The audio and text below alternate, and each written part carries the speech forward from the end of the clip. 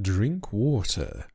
Become moist.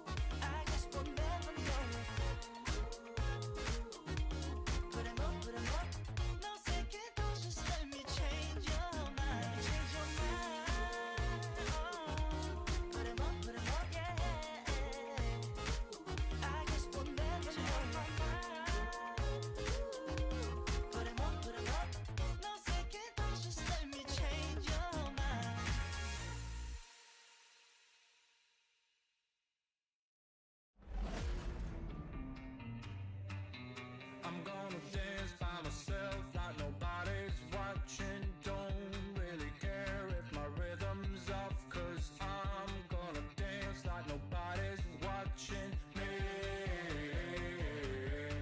I'm gonna dance by myself like nobody's watching. Don't really care if my rhythm's off, 'cause I'm gonna dance like nobody's watching me. I'm gonna dance, dance, dance, dance, dance, dance. I'm gonna dance, dance, dance, dance, dance, dance. I'm gonna dance, dance, dance like nobody's watching me. I'm gonna dance.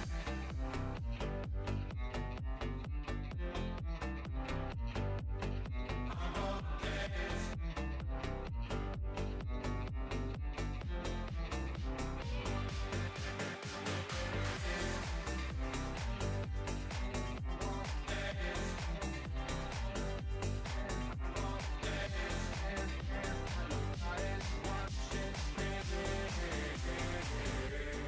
I've been trying to cope since you ran away. I've been feeling lost, I've been feeling pain. And no matter what I do, I just feel like I do what I do for you.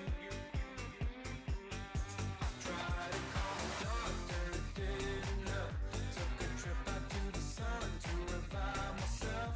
No matter what I do, I just feel like I do what I do for you. I'm gonna dance, dance, dance, dance, dance, dance. I'm gonna dance, dance, dance, dance, dance, dance. I'm gonna dance, dance, dance like nobody's watching me. I'm gonna dance.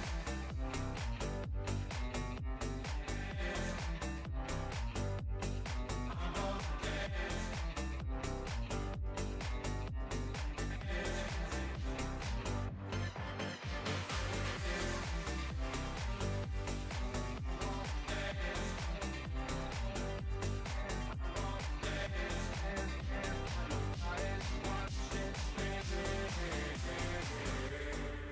I'm gonna dance by myself like nobody's watching. Don't really care if my rhythm's off, 'cause I'm gonna dance like nobody's watching me.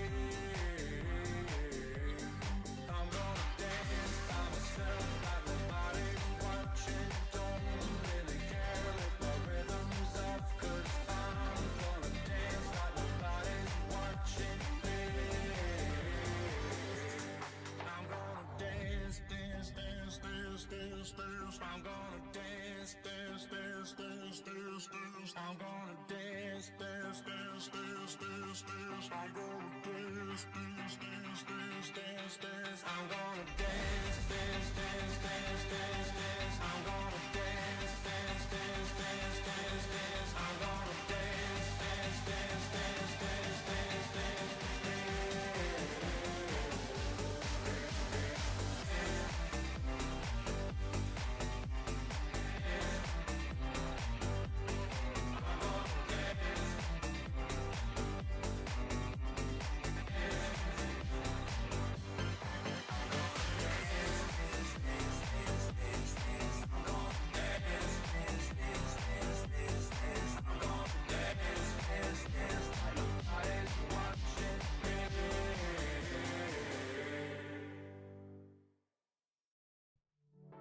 hello guys, welcome. I forgot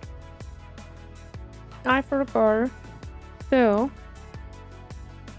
swap the chats after Sunday. There we go. Hi guys, welcome. Happy to see how you're doing today. It is Tuesday. And I see that one more thing is not perfect. As in, one of the options is once more not on. Yep.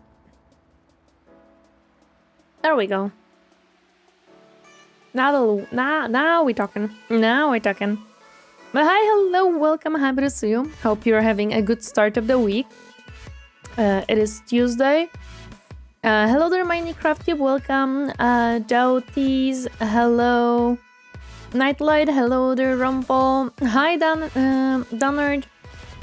Hello, Nimbly, the Little Another, and hello, Ronix. Happy to see you guys, happy to see you guys. I have decided that today is the day. Hi, Echo Hard, welcome, happy to see you. Today is the day when we finish, hopefully, fingers crossed, that we finish the BRICKY react that we started, I think 2 or 3 weeks ago, something approximately like that. I think it was 2 weeks ago. I think we started it 2 weeks ago, we watched half of it, exactly an hour. We have 1 more hour left to learn about all the factions of Warhammer 40k. More in depth because it is the re-explained version, so it is more in depth. So we're gonna finish this today because I stayed up too late yesterday and I'm sleepy. So we're gonna do this instead. I'm good otherwise. I picked up so many packages today because you guys, in this case Matfish, have on Throne gifted me more paints. All of the Squidmore Vallejo sets has been purchased, as well as more brushes, which means that I have also purchased at this point a little paint organizer for myself, so I can store at least part of the paints, because as I have counted, I cannot store all of them because the little organizer I bought, it's very nice. Like, it is, I think it's laser cut out of like some type of wood-ish, material. It's not wood, like it's not a block of wood cut up. It's definitely some type of more of a byproduct of some other products made out of wood. Maybe MDF, I'm not certain. I can Google to see how it looks like. It might be something like an MDF, yes, it might be something like that, to be honest. Just very thin, because it is, no, it's not even MDF, no, because it doesn't have such a rough edges. It actually feels like there's few layers glued together of some sort. Most of them are MDF. Lots of stuff is made of laser cut MDF. Okay, so it might be MDF of some specific sort, because again, it's very, very thin. So it might be just something like that. I know that it's definitely not like an actual wooden piece, because I can definitely see it. You guys can see it on next week, Saturday, because we're gonna be painting, and I'm gonna have it probably somewhere on the desk, as this is where I'm planning to store at least the Army Painters set, as well as probably one of the Vallejo sets. I'm most likely not gonna be able to fit the rest of the Vallejo sets, because I calculated that the space for the paints is approximately 48 spaces. And the Vallejo paints themselves have 44. So add the 22 of Army Painter, add another 8 from Vallejo, add the 10 from Army Painter, and we're not fitting all of those paints. I might purchase another one because... Hello, Catman Bear, welcome, and hello, Dreadnought, happy to see you guys. And also, hi, Stealth and Polo, happy to see you. Happy to see you. Thank you so much for the headpats. So basically, I might buy another one because the same company makes like different type of little organizer shell thing for the DIY type of things for the paint. So, and it's very cheap. Like I bought this one for approximately $10, 10 euros, something of that range. It's very thin and it's something that you have to put together by yourself. It just gives you the pieces and you just like kind of collect them together somewhat, I would say. I'm gonna show you, you're gonna understand what I mean. But it seems solid, like it is stable because of how they made it, so it's okay. If it is, you may need to be careful with water around it. MDF can absorb water and deform depending on how it's made. Probably I'm gonna have to careful because I've noticed that some of the pieces, if I pushed them too much or like I moved against the grain of it somewhat, it would split in, like, not in half, but it would split. You could see the split of the layers, basically. So it's something to keep in mind. I don't plan to have it somewhat nearby water, like it's gonna be on the side. It's not gonna be right next to my water and stuff, so it should be fine. Hi Draco, welcome. Happy to see you're herding today. We have been playing some fun stuff on DS game. Nice. Hope you have fun. So I might buy another one of these for the rest of the paints. This time calculating which size I do need. I ordered this one. Did I order it before the other paint set? No, I don't think. I think I ordered them after Squidmar paint set, but it's fine. It's fine. I just want to be able to have less boxes and like shrink down the space that all of this takes, because it starts to take up a little bit too much space. But this will solve it for sure. This will solve it for sure. So we're okay. We are okay on that one. So I have picked up today all the paint sets and all the brushes that I was gifted. So all of these things are acquired and currently in my possession. I have came back home with tons of boxes in my hands because very funnily all of the things that I have ordered came today. Every single package that I ordered through like last weekend has arrived today, so I came back home with like 6 packages of things. I was like, my goodness. I have no clue what you're talking about with paint taking up too much space. Okay, let me explain. I have currently 7 boxes of paints, as in original boxes that I haven't purchased, and they are within those boxes. Drago, thank you so much for a membership. I appreciate it. Thank you. Hey, the Crafting Gamer, welcome. Happy to see you. So because they are in the original boxes, as you can buy them in the shop, order them, whatever, and because I kept them in these boxes, they kind of just take up a lot of space to store them, instead of if I remove the boxes and put them in like the organizer, right? Because this organizer, better than over 6 boxes of minis. True, I have only 3 boxes of minis, which one of them I am working through, so we're good. We're good. Also, hello there, hey Ronim, welcome. Happy to see you herding today. But yes, that's basically what I'm gonna be. I'm gonna be probably putting them around into that beautiful little organizer I bought today after stream. Probably. I only have 3 paint racks and some extras on the side, and a box of occasionally useful paints and a box of rejected paints.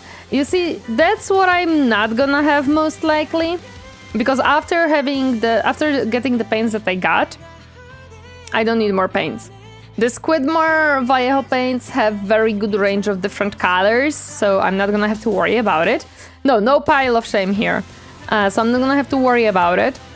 The Army Painter paints that I have has also quite nice range, so I think I'm good. I don't see the organizer. Oh, you will see it, potato, Matfish. You are potato, so it's fine. You're gonna see it next weekend. Next weekend, I'm gonna show it to you. Also, hi, I can make a photo, to be honest. I can make a photo and post it on Discord. Gotta keep supporting the Sweden Devil in the Innocent Band. Thank you. Hello there, Telruin. Welcome. Happy to see you. How are you doing today? Hi. Piles of potential. Exactly. We only have piles of potential and only... I'm gonna say this. We have only 2 piles of potential because only 2 of the 3 boxes are not opened and started. And I have 1 box opened and started, and we are almost finished with the Skitari out of that box. So we're basically halfway through. So that's not pile of shame nor pile of potential because that one is being actively worked on. That one doesn't count. No one doesn't count.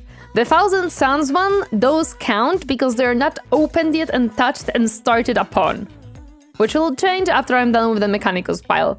Mechanicus pile is going very well, and I'm feeling it's gonna be very fun to continue it next week. I'm very excited. I'm very sad that I cannot paint this week. Especially that this week also we should receive the secondary camera that we ordered for the mini painting. So I'm like, so many good things came up in the mailbox for the mini painting, and I'm not gonna be able to use any of them until next week because I'm gonna be so busy on the weekend. It's okay. It's okay. It's gonna be next week. It's gonna be next Saturday that we're gonna paint away and be very happy. Hello there, Dumbas Roomba. Thank you so much for 6 months. Thank you. I appreciate it. Hi. I miss times when I didn't have a pile of shame. I'm actively working to not let that happen. So that's good. That's good. We're doing actually pretty good with it, to be honest. We have only, again, I didn't purchase a single mini. I was gifted minis. Yes. I know that you guys want me to throw... I know that you guys want me to throw more minis on the throne. And again, I'm gonna reiterate this. I can do that. But I'm not gonna purchase them immediately. They will wait a little bit before I purchase them. I want to finish at least the Mechanicus box before purchasing any new minis. That's basically my idea, because also another thing that is funny with minis, the Army Painter 22 box has a free mini in it. Every single Squidmar box has a free mini within it, so that's additional 5 minis that I did not intentionally purchase. And also, even funnier thing is, I have bought the brushes, and the shop decided that they're gonna give me a mini with it. So I have a 6th unpurchased mini. Like, I didn't purchase these minis. These minis were added to the things that I purchased. I am happy because I love having different types of minis, and each of these minis are not... Well, one of them is Warhammer, the rest is not. But it's like, okay, I take all the minis you give me. We need more Hamangans? Nah, we get. Keeping it organized, how unheretic? Well, it makes sense. I'm not heretic.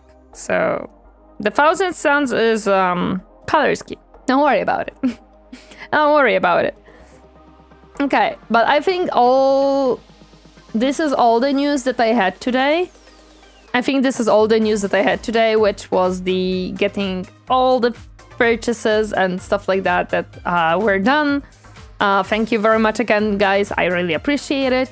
But speaking of minis, if you live in the US, Zephyr Arcade has miniatures and paints and TSGs and fun stuff, so you can buy more to your pile of shame that already is haunting you at night. You know, just saying. Since we're talking about pile of shames and minis and paints and all that shabazz, I shall shamelessly plug my a shop that I do work with because I can. So where's the one today? Go to Zephyr Arcade. Exactly. See, Dreadnought understands.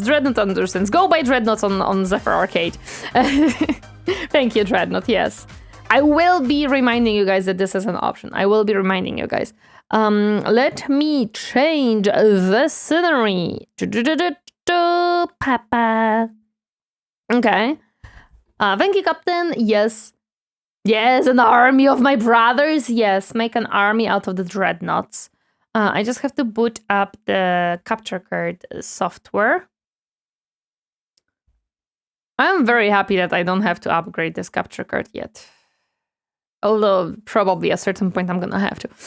We were about to start the Imperium. Yes, I have found exactly the spot. It's 1-0, like, literally, yes. That smelling mask is creepy. It is creepy. Yes, Dreadnought. Seems I am needed elsewhere. Have a great stream. No worries. Hope you have a nice evening till ruin. It's okay. Thank you for stopping by. Appreciate it. Okay, let's continue with learning. Now we are gonna learn about Imperium. As far as I remember, we learned about Necrons. We learned about elves. We learned about Tyranids, Nurgle, Zinj, Slanesh, Khorne, Drukhari, yes. I think the Aldari were first then. No, Aldari... We didn't learn about Aldari yet. But we learned about Drukhari, so yeah, there we go. This art behind Bricky reminds me of metaphor bosses. It's okay, we don't look at the art. The art is just secondary. We look at Bricky. Look at Bricky. He is pretty. The art is okay. No, Tau, not yet. Tau might be later. Okay, let's do this. Yeah, there we go. Before the fall of the Eldar, Earth, or Terra, as it's called. Exactly, it's Terra. No Earth here. Look at art of its Admech or Sisters of Battle, respectfully. Admech. Sister of Battle, I mean, some of them, yes. Was in ruin. One man who looks to put the pieces back together. Where did he come from? What do you mean, quotation mark? Some say he was the result of early shamans. Some say he is the final old one who escaped their species' genocide. Final old one who escaped the genocide. Why? I wouldn't understand why one of the old ones would really want to preserve one of the races that is not necessarily one of the strongest one. Because see, Imperium can technically fight the Necrons, but the Necrons are still far stronger and more advanced, so... Yeah, no, I don't feel like it's an old one. That sounds...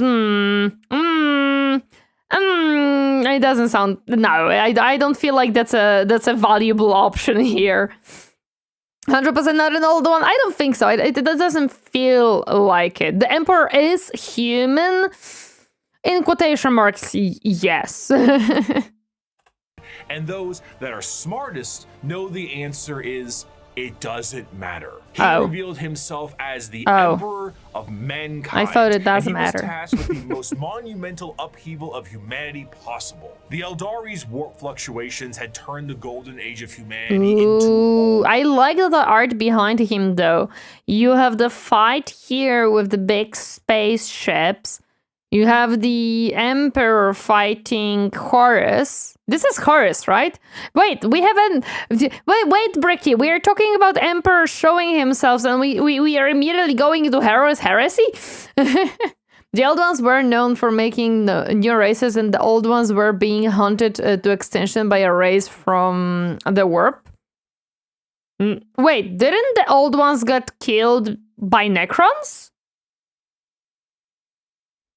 Necrons were not from the warp.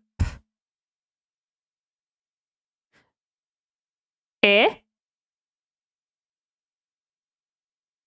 Am I missing context? Maybe you mean the enslavers? Part of their final extinctions was a race called the Enslavers. What happened to that race? Did Necrons just kill them off?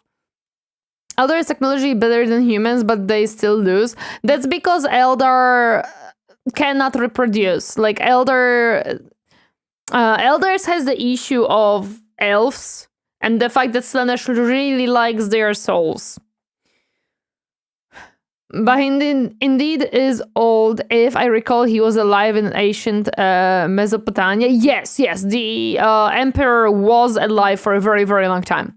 The Catan plus Kronos killed the old ones. What are the Crones? Wait, what? The Catan... Yeah, Necrons, yes, the Catan plus Necrons. They show up if you're strong enough of a psyker and not careful. I don't think I have heard about enslavers. I would have to research that. Elder can reproduce, it just takes forever. Yes, that was kind of yes, you're correct. Yes, Great Scott. Also welcome, happy to see you herding today. The enslavers' plague was a big horror thing. Even the Necrons hated it. Wow, okay. Somehow that part of the story is always omitted when we talk about the Necron story, and I'm sad. I want to know. Give me those little gritty details. I want them. Golden Knight. Interstellar travel cutoff? Check. An AI Yep. uprising? Check. Yep. Brand new psychers popping up and not knowing how to handle their powers? Oh, check. Demonic incursions? Yummy. Thousands of years this occurred, and now the Emperor of Mankind showed himself. Look at him looking like he's about to cry. The heck is this? Common misconception. Elder can have fun and bad funsies, but yes, Elder reproduce very slowly, which is a death sentence in a war game, half quoting Pancreas. Yes. Enslavers are not an introductory thing, I see. To put the pieces back together. Unifying Terra under his rule, the Emperor Look at him founded thinking. the Imperium of Man and ruled it with an iron fist. He Very important. was the supreme leader and nothing could stand against him. He wished to remove mankind from the yoke of its former failures, and he knew he would be the best leader they could have because he was right. AI banned, religion banned. You did as the Emperor told you, or his Thunder Warriors would put you in your place. That place often being a grave. Now, Well, sometimes it would be a pit, but it's okay. Yes. Terra was thriving, but humanity needed to reclaim its long-lost brethren scattered across the stars. But to do so, he needed those that could build him a fleet truly meant for the reconquering of the galaxy. And so he turned his attention to the red planet of Mars. My boys. And Terra were close allies long before the Unification Wars. Mars was the first world terraformed by humanity, and it became what would ultimately be the first hive world, an epicenter for industry and technology. The Age of Strife did not treat the red planet kindly, however. Mars was cut off from Terra during this time, and the warp storms that ravaged the planet turned it into an absolute nuclear hellscape. Those who And if I remember correctly, not only the warp storms were the issue, but also Mars was not self-sufficient. So without none of the planets were really yes, story launching excited exa, yes. None of the planets were really fully sufficient. So when you did not have the way of transporting food and stuff like that from one planet to the other, it became a huge issue. And Mars was one of these planets where they were not really growing food. And also then the systems that were upkeeping the terraforming of the Mars were starting to fail, or people forgotten how to upkeep them. So it also kind of started to become more and more of an issue. Unmeg is the biggest threat to humanity? What do you mean? No, Admec? Nah, they would never. They're the good guys. Was also what happened to the squads Vatan. The slavers appeared only in the Necron Codex 3rd, 5th, and 9th edition. Some specific novels and games, so they're not a common knowledge thing. We know that Torineesan has a husk of one in his museum. Of course he has. He has... If you ever question if something is real, just check if Torineesan has it in his museum, and it is. Good guys, yeah. There are signs that Admec was on a Big E's list of people to delete after achieving his goal, lol. Well, he never decided to do that, so... they got cut off during the Age of Strife. Yes, that's what I mean.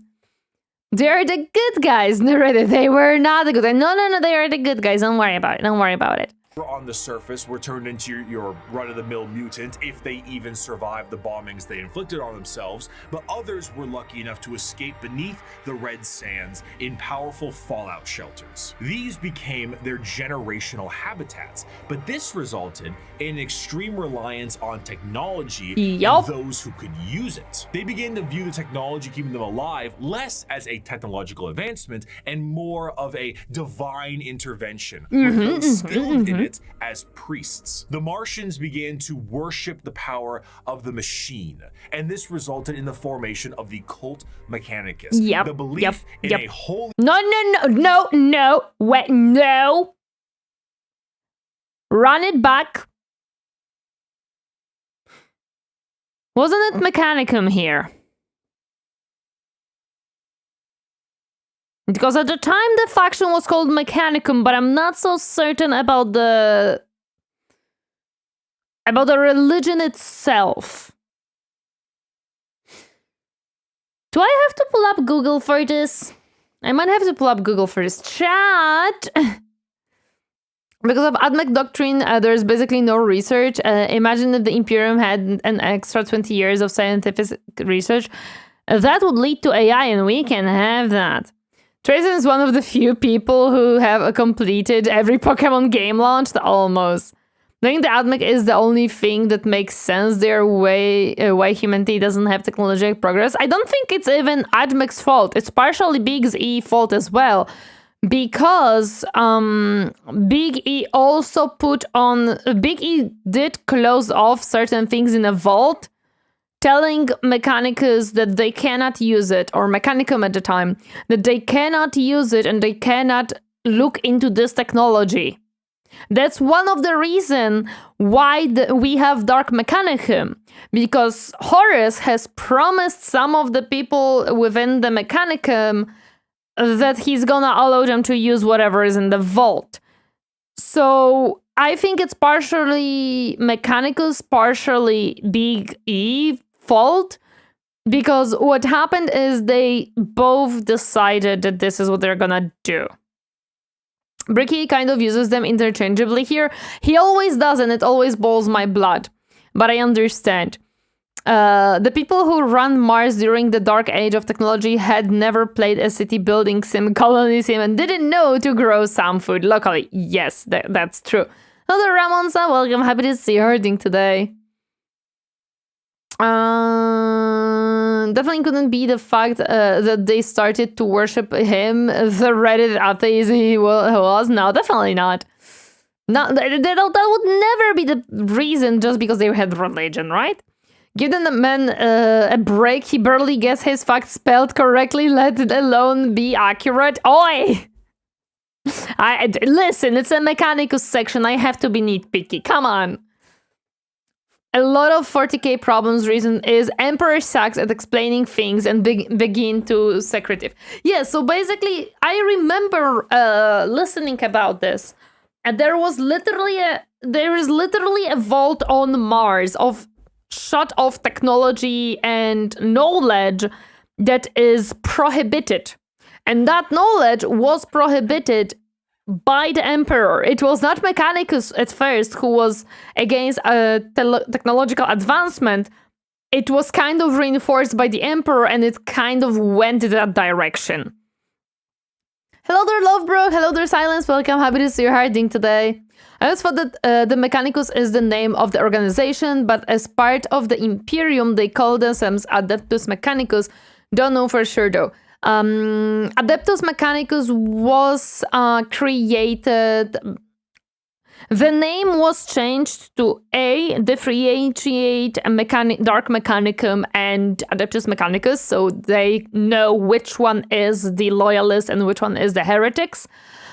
Secondly, it was so that they are within the Imperial infrastructure, so there is direct command of each factions that were connected to Mechanicus. Again, because at the time, they were literally questioning those who were on Terra, who is commanding the Imperial, not Imperial, the Imperial Knights, like the huge robots that they had, that used to be farming robots, haha. So basically, this is why Adeptus Mechanicus became a thing. It was two main reasons for it to be a thing. This VTuber's daily British struggles always puts a smile on my face. I have no idea what you mean, but welcome. Happy to see you. How are you doing today? I got my mystery bag fixed. Let's go!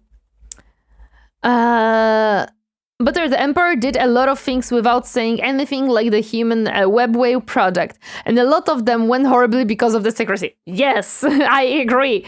If only humans could communicate with each other. The Trinity, known as the Three-in-One, the machine god serving as the spirit who gave rise to all technologies known, the motive force, the deity that gives all life its ability to live, and the OMNISSIAH, a physical manifestation of the machine god itself. This belief began to manifest in them physically as well. What were once humans began to really mess around with the character creator options, and this tech obsession made them view instances of flesh to be weak and spend their lives removing what makes them human and replacing it with mechanical augments, robotic limbs, glowing eyes. I'm actually very interested how far was this going before the Emperor has arrived to the Mars. Because at the time, we have to remember that they were really struggling with survival, basically. So I am actually questioning how much they were able to actually perform these things, because I think that this actually became much bigger thing after they got plentiful of everything that they need.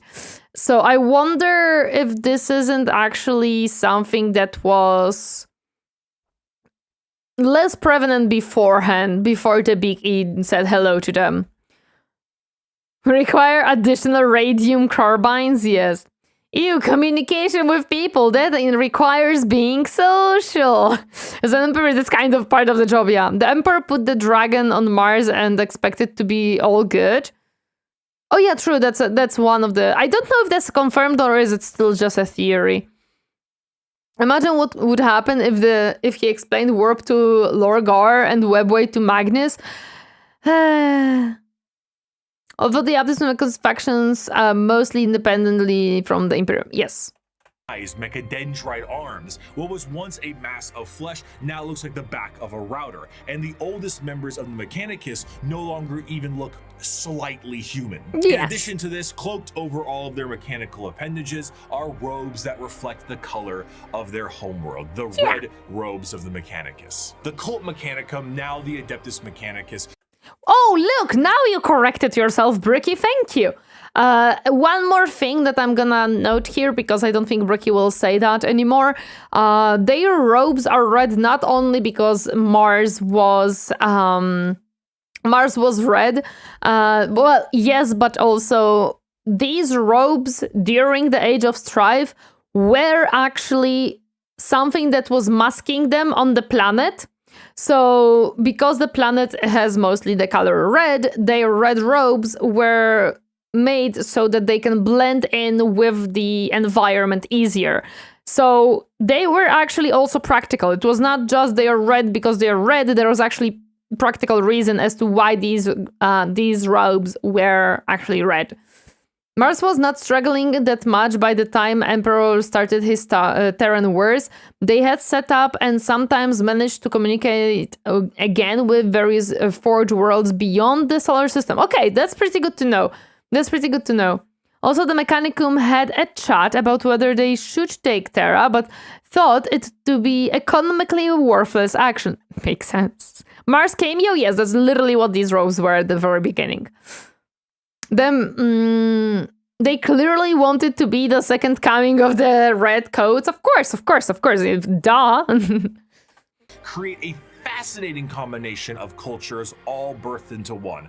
Basically, techno-zealot monks. Organic life is the machine god's greatest accomplishment within the scope of the great work. All praise he who is 3 in 1. By giving us life within an organic shell, he presents us with the means and opportunity to improve upon physicality, as is his divine plan. He grants us complex weakness so we might learn metallic strength and ascend to his level of machinic perfection. The Emperor's arrival to Mars was very much a walking in with the pizzas while the room is on fire moment, but to the Mechanicum, they saw his arrival as confirmation of their belief. They took one look at the glowing golden entity that showed up on their doorstep and were like, that's him. That's the guy. Which is very funny because I think most of the religions, when they speak about an OMNISSIAH, or at least in fantasy or different stories, when you talk about an OMNISSIAH or someone who is supposed to be representative of a god, you have a description of such entity as to how they should look like. Martians were just like, this guy has a big glowy gold beautiful armor. He must be the OMNISSIAH. Duh. Also, the techno-barbarians of Terra's weapons were absolutely horrifying. Mars actually couldn't just invade for the lols. Lol. I'm just be like, oh no, the Brits! The reunification wars of Terra took 600 years. All of the Great Crusade, including the Heresy, 200. He shiny, we praise. Exactly. He shiny, he praise. God drip, good enough for me. Entirely my head canon. The red robes could also be originally high valuable visibility jackets. They're working with machinery. So it makes sense to me, and it lets me play with fluorescent paints. I can see where you're coming from. I don't know how exactly engineers who are on the spot and are fixing machinery, working with the machinery, what type of clothing they wear, because, well, I don't know, probably every area has also its own regulations about it, what type of color it should be. I know mostly of like yellow, I believe, like a brightish yellow. I might be wrong, but it is a very fun headcanon. I like that. Isn't there an Adeptus Biologus agency that says living things are just squishy machines and focuses on genetic engineering?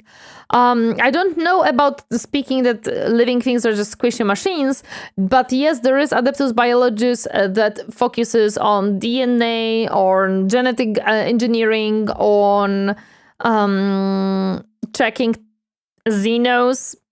They really like to check biology of xenos and stuff.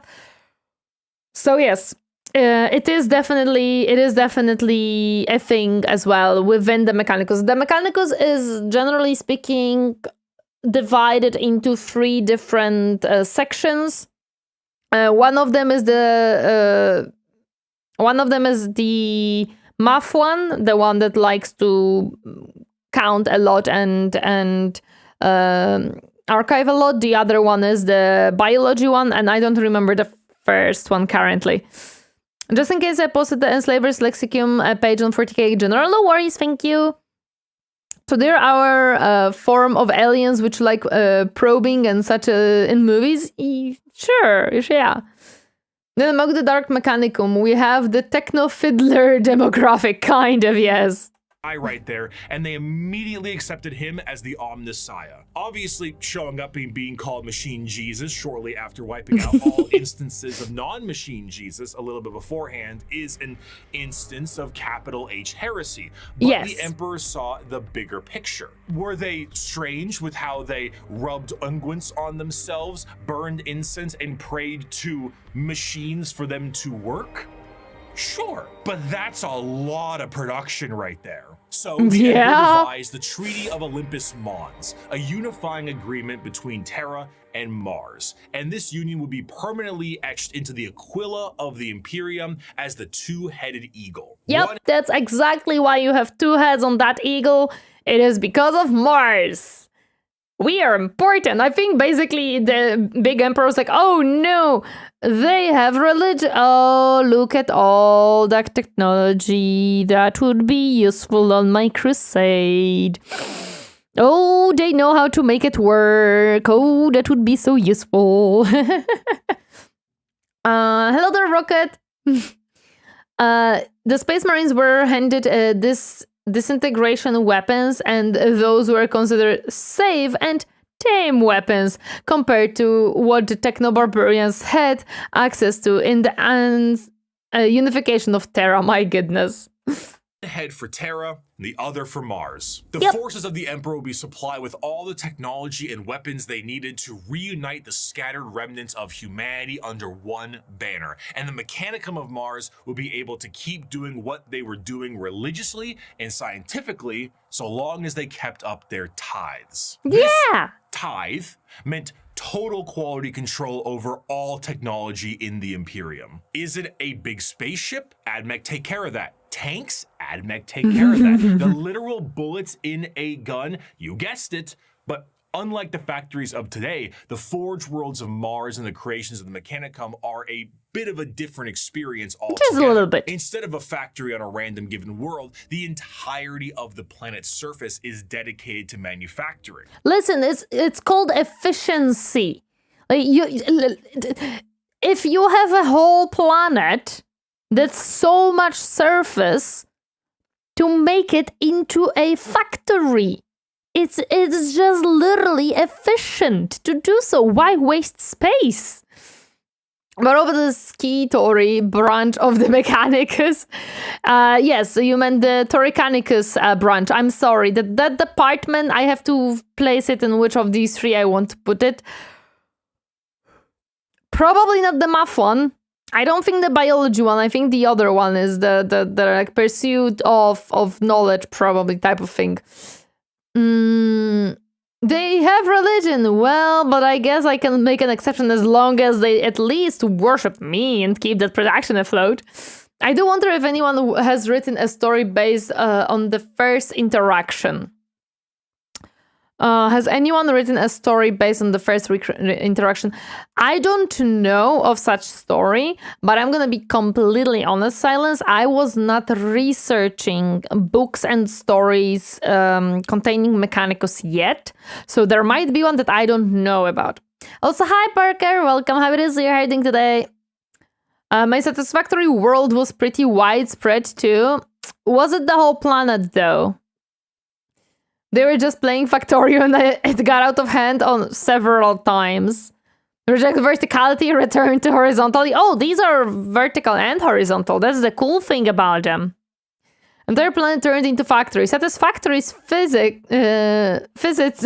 could be in heaven with that efficiency. Yes. But that's a little tricky, isn't it? Considering that the usage of silica animus, or AI, is a big no-no. It is a big no-no. The largest affront to their divine machine god possible. Fortunately, there's a really neat alternative that they've come up with. And that's called a servitor. Incredible devices that can do anything from manufacturing, maintenance, basic door operation, even just float around like a helpful little drone. It's an extremely easy process too. All you need to do is take a human who is dying or preferably an enemy of the state, most likely that one, and lobotomize them. And then reprogram their brains to do exactly what they tell you. Yeah. Even little baby versions of them. Yeah. It's okay. It's easy, right? Look at that. That's okay. It's easy. abominable intelligence kill it? Yes. Hey, so now you can rest easy knowing that the entirety of the Imperium, because they outlaw AI and learning new tech is heresy, is run on lobotomized slaves. Whether they... Well, slaves, those who, you know, sometimes maybe volunteer, some enemies, yeah. Don't worry about it. Deserve it or not is unimportant, and whether they can still keep their consciousness trapped in their own minds is another thing entirely. We don't speak about the failures. All of them are perfectly lobotomized and it works as intended.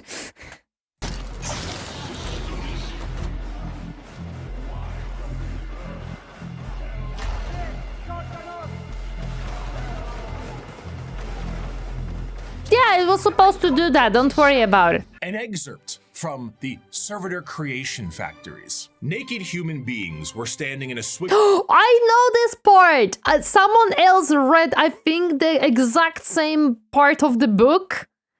I don't remember from which book this quote is, but I know the quote. I already know the quote. Guys, I'm such a big brain. I'm such a big brain. It is what? 1, 2, 3, 4, 5, 6, 7, 6 words, and I already know which one it is. Did I say that I watched every single possible video about Mechanicus lore on YouTube? Yeah, I did. Don't some servitors have memory still? No, there is definitely no servitors that also sometimes literally are still conscious and exactly know what's happening with them. However, they have zero control about their body and actions, and they are in eternal pain and suffering. That's not a thing. What do you mean? For whoever asked about any story about the first meeting, if I remember correctly, there is some short story of when he first went to Mars and repaired Mars Knight by laying hands on a damn propaganda heresy. Exactly. It works every time, 64%. No. It might have been Warhammer, it might have been. It does not show honest. I think she might possibly like the Mechanicus. Could be wrong. Nope, no clue where I get that impression from. I don't know either. I have no idea how you got to that point that I like Mechanicus. Packed line between high fences. The Manufactorum produced servitors, but it was more akin to an abattoir than a workshop.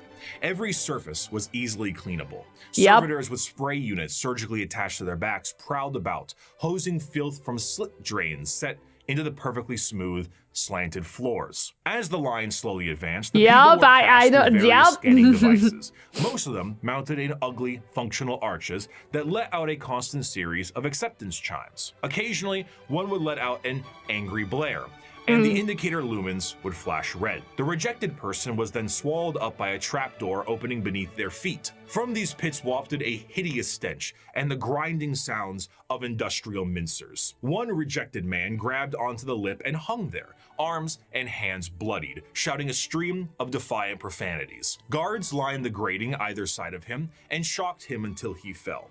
The adepts wouldn't even waste bullets on these people. Well, again, wasting bullets is not efficient. Tori, no, I don't know where you got it from that I like Mechanicus, but did you know about these walkers? They cannot turn them off in fear that they cannot turn them on again. I love that you're quoting literally what I have written in Discord.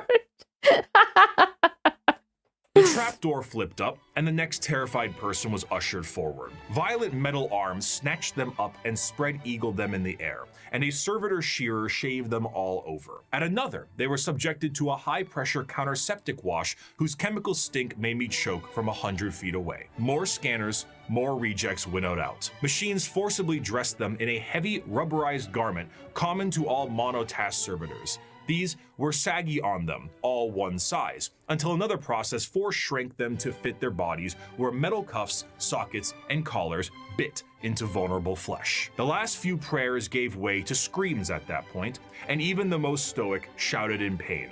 They were ushered over a floor buzzing with power that made them shriek with every footstep. "What's that for?" I asked. Follicular inhibitor.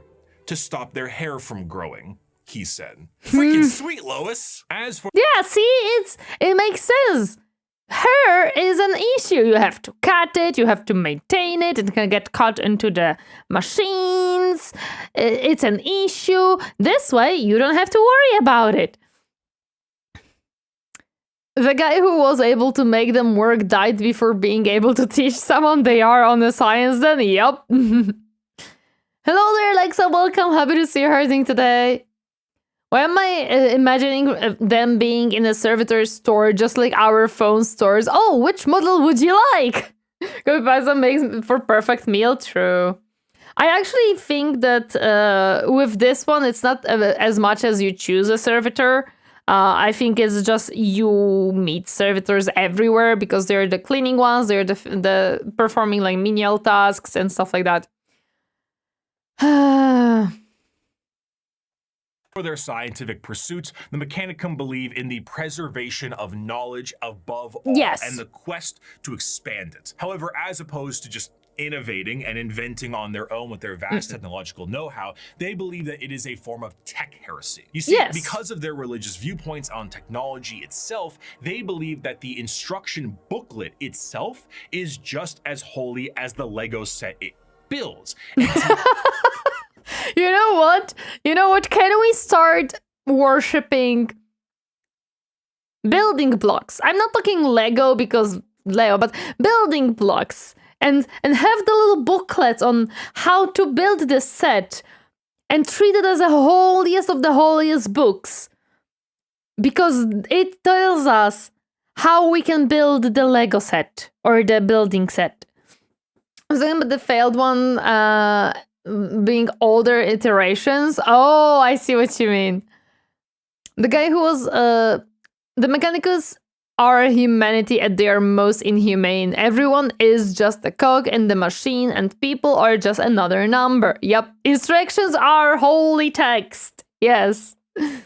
Innovate on that without the proper written knowledge is to go against the divine word of Wait, the but machine look at this God boy. itself. All knowledge is already in the universe. You I want that need one. To rediscovering it and attempting to invent something to improve upon divinity. Yes and no. You can improve like a design of wheels a little bit. That's okay. And you can be proud of it once you do that. Is very heretical. Prior to the Age of Strife, humanity was able to populate the stars with devices known as Standard Template Constructs, or STCs. These devices were, as far as we know, supercomputers with the ability to pull up and detail how to create literally anything a startup colony would need. Essentially, they were devices with the entirety of human technological know-how so that you could make a home away from home. The Mechanicum will not make anything without an STC. Again, yes and no. You can deviate a tiny bit and it's gonna be accepted. Or no, it also kind of depends on if Mechanicus likes you or no, because Mechanicus is extremely hypocritical. And it's okay. Don't question it. Wheels, why improve something that's doing an adequate job already? What I mean is, like, you have variations between vehicles where on one Forge world, they're gonna be done a little bit different than the other one due to, let's say, where they're being deployed, on what type of planets and stuff like that. So you have a tiny bit deviations, but it's literally very, very small adjustments. And again, sometimes it's gonna be that they will kill you, and then they will decide that your invention was actually pretty good. But yes, that actually is a thing. That actually, there was literally a story of that happening. Arkham Land was a pretty chill guy for a tech priest. Yeah, for a tech priest. I remember that about 2/3 of planets in the Imperium are normal. Yes. Literally nothing, because this is the knowledge they seek, and that knowledge is divine. One time, scouts of the Imperial Guard found a functioning STC that provided the schematics on a knife that happened to be a bit lighter and a bit sharper than most other knives. These knives were adopted by 30 Space Marine chapters and were one of the most advanced discoveries of the century. This discovery was so significant that they were each awarded a planet for finding this. A planet. Yes, because again, these are extremely rare and hard to find, so giving them a planet for... It's basically like finding the One Piece, so yeah, that makes sense. Belisarius Cole is my favorite inventor, heretic, Archmagus of Mars. What do you mean, heretic and inventor? He didn't invent a... He would never invent a thing. Belisarius Cole? Inventing? Heresy? Tech heresy? He would never. AI? No. No. Archmagus of Mars, yes. Although, yes, he is Archmagus of Mars. He is not the... Oh, he's not the head of the Mechanicus yet. I got an idea. Wheels, but wheels that fly. Didn't Cole make this primary as things? No. Cole? Heresy? No. He would never. Do you think we can loophole the new invention as old STC being found? It's actually being happening the only land. Very, very funny thing about Mechanicus. If you invent something and put it away for a few hundred years into the vault or something, and then you take it out, you can claim you found an old technology. This happens. There is a major exception to this. Belisarius Cole, Guilliman's top tech priest and the Magus responsible for the development of the Primaris Space Marines, their improved arms and armor, and is now focusing on studying Necron technology for a way to close the Great Rift. He already managed. There are a vast number of the Mechanicus that consider him a heretic, and yet many of their number consider his way to be the only way forward. He's also untouchable due to his relationship with Guilliman. Yes, Potato, thank you so much for this beautiful quote. All of this is true, and even funniest truth. Belisarius Cole every time just puts out a bullshit out of his sleeve with, guys, I couldn't invent anything because I cannot possibly be smarter than the people of the before Age of Strife. That's not Potato. Grand Teresa! Hi! Thank you so much for 100 bits. I appreciate it. It was green. It was 100 bits. My brain just defaulted. I'm sorry, but thank you so much. I appreciate it. Thank you. Yes, it was mentioned in Discord. Yes, that they got the planets gifted. Funny enough, even the Tau Empire tries to reverse engineer Necron tech with Tomb World raids. I think everybody tries to reverse engineer that because it's a good tech. Treason also called Cole almost clever.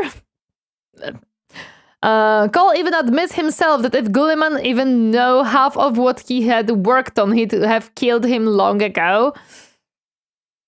Probably yes, but that's the advantage of Cole. He's smarter than to tell Guilliman every single step of his work. He just makes minor tweaks here and there, exactly. And also might play with some legal loopholes. After all knowledge has already been found, so he must have rediscovered things rather than inventing. Exactly. Cole, are you making me the fabricator, General Guilliman? No, stop asking. If I knew this much about faction, I'd be more worried. Unfortunate, you should. Okay, let's continue. The ads are done.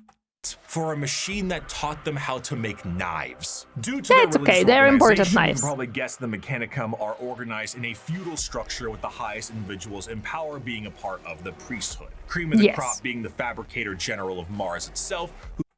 You cursed me? Since you spoke about AI, I've been spammed by AI. Well, I'm sorry, your phone is listening too much. who serves as a High Lord of Terra, but also oversees the entirety of the Mechanicum below. Below them are tech priests that oversee the cult for the quest of knowledge and other more straightforward theocracy. Forge worlds tend to operate slightly more independently, what can cause some power struggles within the Mechanicum. Just a little because, you know, despite them all being weird robots, they love being given praise. And despite being the manufacturing end of the Imperium, they do actually have their own military forces. They have the Skitarii Private Army and Mr. E, are you listening? You listening? They have military, a pretty strong one. I'm sorry, I will be salty about that one. Just like Spain discovered America or the Vikings discovered America, yes. And all their various 1920s Martian-style mechanisms like Doom Crawlers, Castellan robots, and of course, the Titan Legions. Because nothing is cooler than a robot that towers over buildings. Ultimately, their very dogmatic view on technology as a whole has resulted in any innovation becoming absent, thus causing the Imperium to stagnate. Belisarius call. All I'm gonna say. As a whole. The lack of ambition to create anything new. Who said there is lack of ambition to create? No. The ambition is there. There are just restraints and loopholes you have to jump through. And the wholesale murder of anyone who even tries leads to things becoming derelict. I grow weary of this flesh I was born into, strangely disgusted by its nature. I crave only the cold, clean certainty of steel and silicon, that I might become one with the blessed machine. I do not expect you to understand, you who cling to your flesh as if it were immortal, seeking only to preserve it, to protect it. One day you will see the folly of your ways, and then no doubt you will come begging to my order to preserve you. This is the starting monologue from the Mechanicus 1 game. When you boot it up, this is exactly what it says. Yes, I recognize it. After the groundwork had been set unification-wise, it was time to start getting things together for the Emperor's Great Crusade.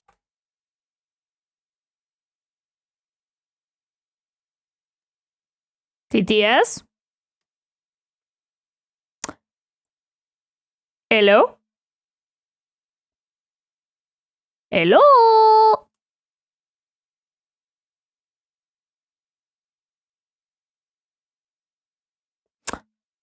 TTS just has we have to wake up TTS. TTS Kun, it's your time.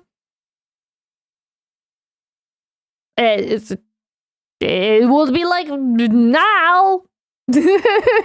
Wait, Twitch has a hiccup. Uh-oh.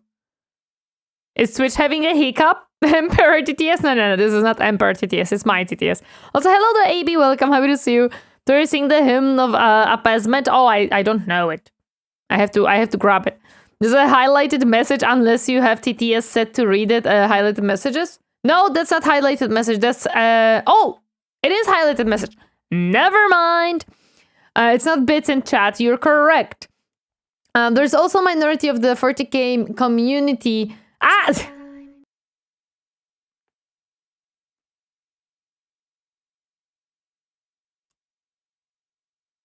This time it's bits.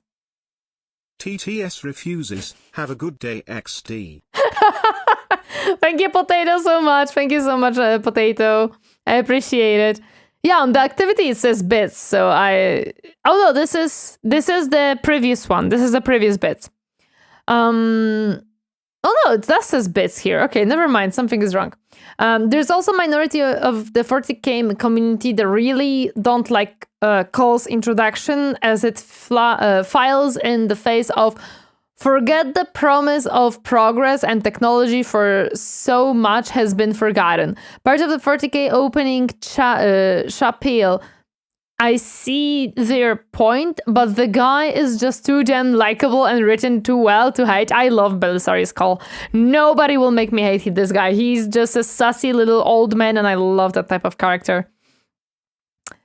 Though the first season was not good, the rest was funny as fuck.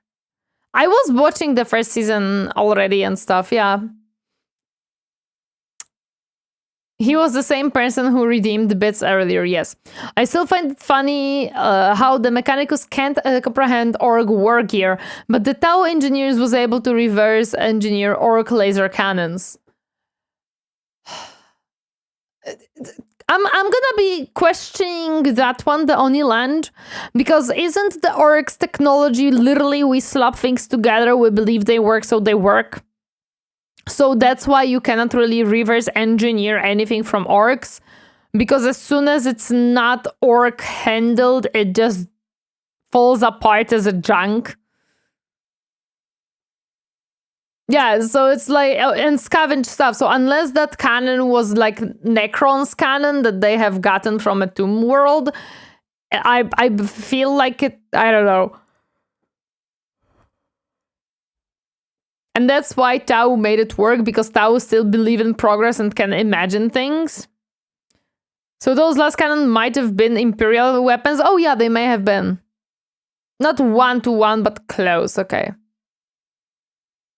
Across the stars to bring humanity under one banner. The Thunder Warriors were a perfect fighting force for unifying Terra and Luna, but the galaxy was a whole different thing. You see, these warriors weren't soldiers in the eyes of the Emperor. They were tools, extremely blunt tools used for the fast conquest of Terra. As the Emperor was concerned, the tools you use at home aren't the same ones you take on a road trip. So the Emperor rid himself of his tools in the exact manner you think he did, and he went forward to crafting a brand.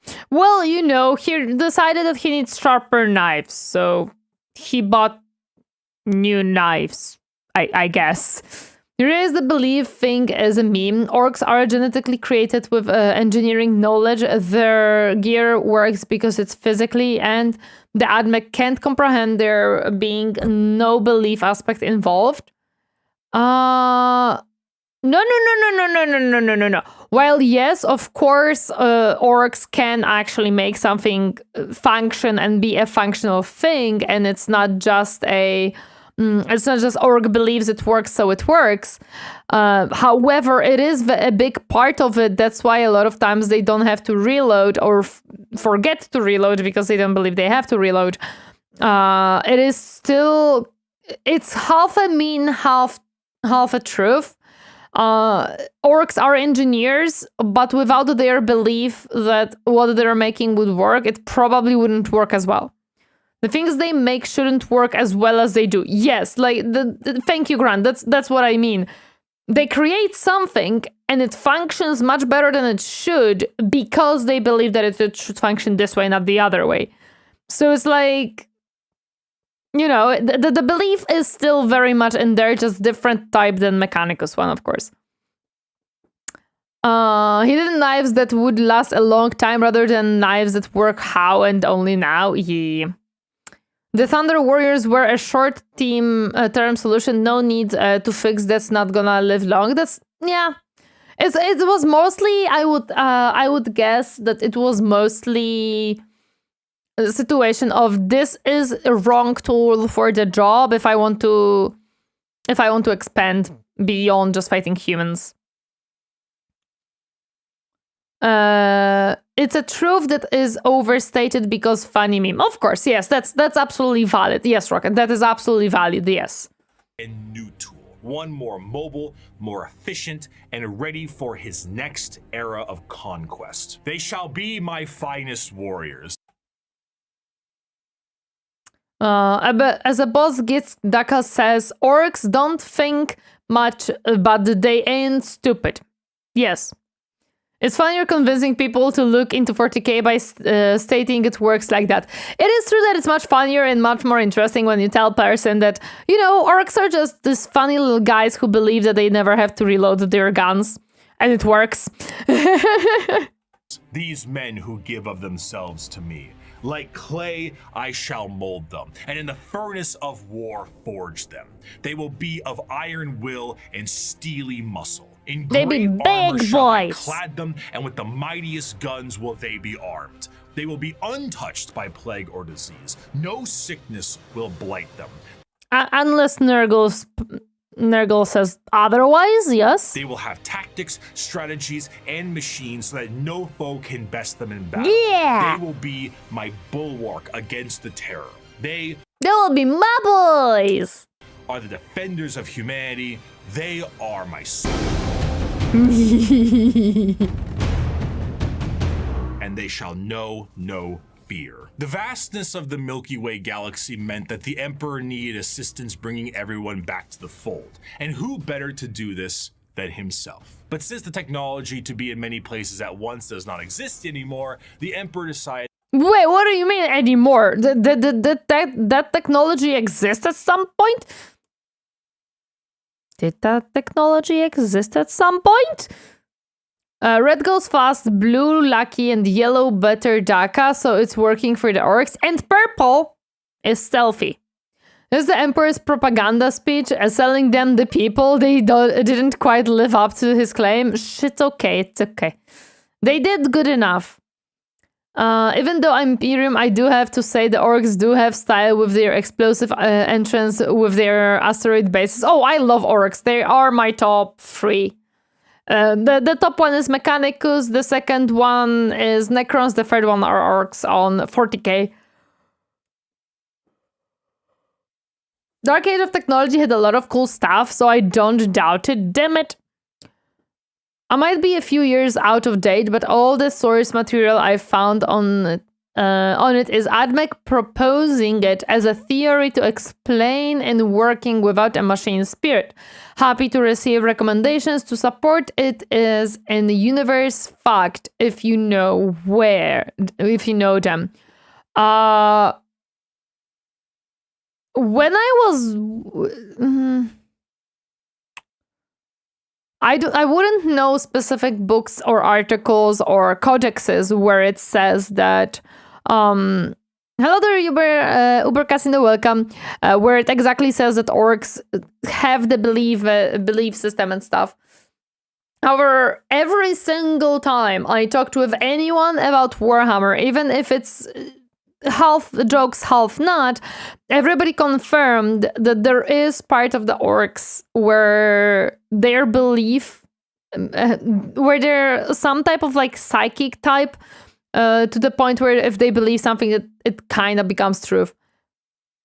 Lutin apologized for promoting the theory amongst other mistakes. Don't know if he changed his mind again. Oh, I didn't watch Lutin in some time, so I wouldn't know. Keep in mind, humanity used time travel as weapon during the dark age of technology. They had all sorts of crazy tech. Damn it, and we lost it all. I'll have to check BRICKY and Warhammer and Pancreas, because I think they were saying that too. Red paint used to be upgrade for vehicles, +1 of movement. I love it. It's in quite a bit from my memory. It's dependent on the story, on how much impact it has, just like Space Marines. Yeah, that makes sense. That makes sense. That happens a lot of times. Apparently it's in the codexes. Okay, do we know which codexes is it in? Because I am certain that this whole thing did not start from nothing. I wouldn't say that it's just Mechanicus being stupid and saying that, oh, we just don't understand how they function, so we're gonna put it that it's their like belief system. I think that there would be a source for this whole thing to be. I do still love orcs. By the way, they used to have some really fun weapons. A cannon that fires balls with rockets attached on chain that would bounce around the battlefield. Love that idea. No, I love orcs. I absolutely have nothing against them. But I always have a feeling that if there is a meme, there is a source to it. And even though with the orcs we know that it's a meme, where it is, oh, haha, they believe that they don't have to reload, so they don't reload. There has to be something for it. 8th and 10th, apparently. Okay, there we go. Bahamut Bard, welcome. Happy to see you hiding today. Hi. Good old, it depends on the author, as always. Most of what's left of all that crazy Dark Age tech that we know of is either locked up beneath the Imperial Palace or lost in the vast archives and under Mars's surface. A lot of it also burned and got destroyed during the Horus heresy, and also a part of it is in the vault that Emperor has shut down. Part of it is probably scattered across the galaxy on the old worlds that humanity used to inhabit. No, there doesn't. Why? Energy is all they need, of course. Honestly, Games Workshop changed lore so many times that at this point, whatever we decide is true is true. That also, I have to agree with you, Count MacBur. It's like, to be completely honest, the lore changes. It is being changed. And it is being amended a lot of times, retconned and stuff like that. So sometimes the community can just decide, what do we understand? What do we want to be true, and just decide this is true. Orcs have a Y against books. It's in the 4th edition codex, the one of the Safia's Kane books, as an admech stating it as a theory. That's my most recent source. I'll have to look up the 8th edition. Thanks for pointing it out. No worries. We always love to learn more. There is a brick in lore that a boy once slapped a pistol grip. He used it as a bolter, and cause it's warp-based, could kill demons. Humans found it and hold it as a sacred relic because one human shot and killed a demon prince with it by accident. Ah, lovely.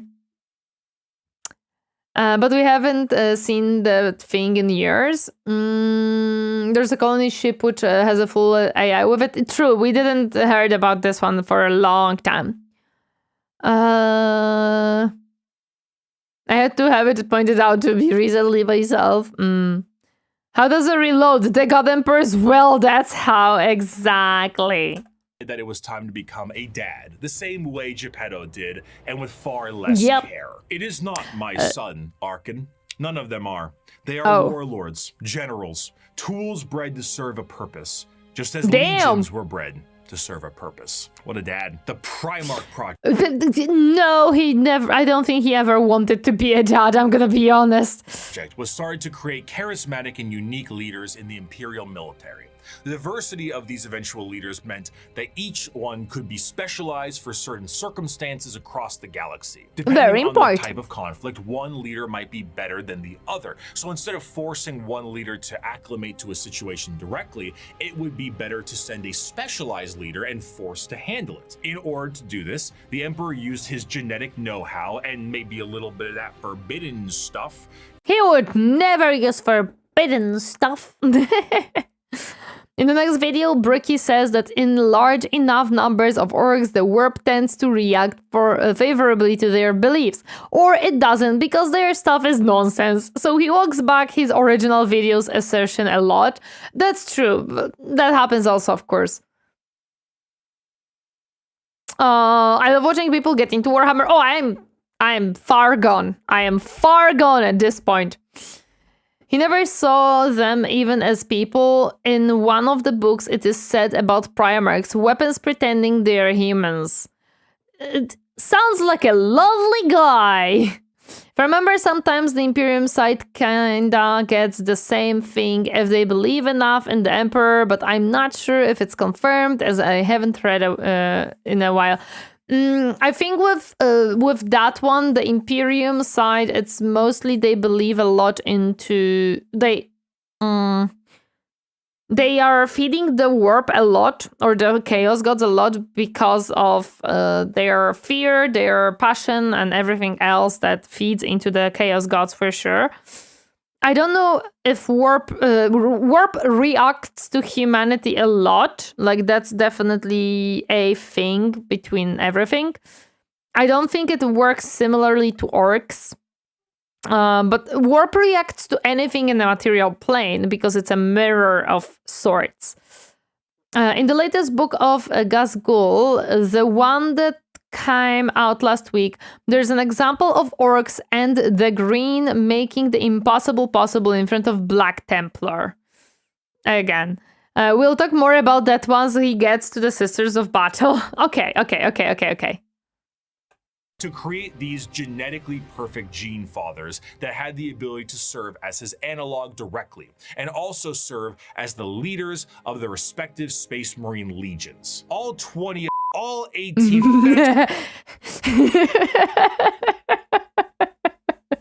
I freaking always love when they do this. That's right, all 19 of his sons were meant to be Oh, I see what you did there. I see what you did. Okay, Bricky. Okay, Bricky. I see what you've done there. directly molded by the Emperor himself, despite their genetic differences. And they go as follows in order: Lionel Johnson, Fulgrim, Percherabo, Jagatai Khan, Lehman Russ, Rogel Dorn, Conrad... Wait, this one, not Fulgrim, this one. Percherabo, Jagatai Khan, Lehman Russ, Rogel...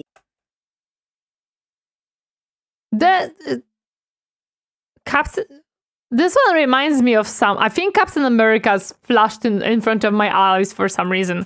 Dorn, Conrad Kurz, Sanguinius, Ferris Manus, Angron, Robute Gilliman, Mortarion, Magnus the Red, Horus Lupercal, Lorgar Aurelian, Vulcan, Corvus Corax, and Alfarius and Omegon. His sons, finalized and crafted to be the warriors he needed them to be, were complete. But he may have decided to do a bit of dabbling with things he shouldn't have, and paid a price. Before the Primarchs were ready to...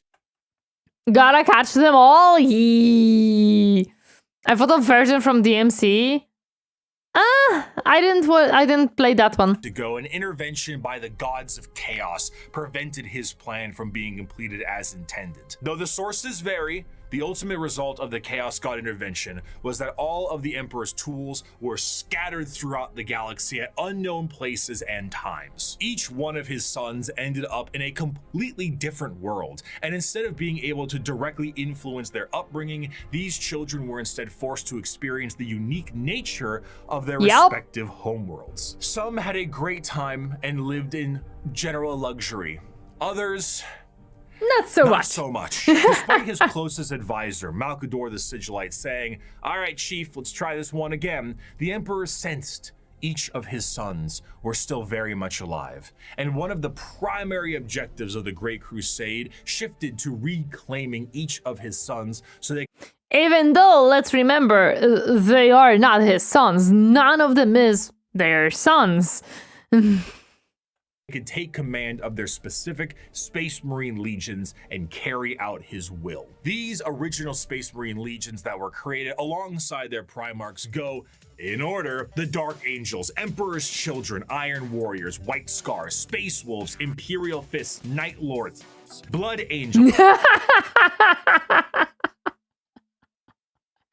Whoa, what was that, Bricky? What was that happiness there with Nightlers, eh? Iron Hands, World Eaters, Ultramarines, Death Guard, whoosh, Thousand Sons, Luna Wolves, eventually Sons of Horus, the Word Bearers, Salamanders, Raven Guard, and the Alpha Legion.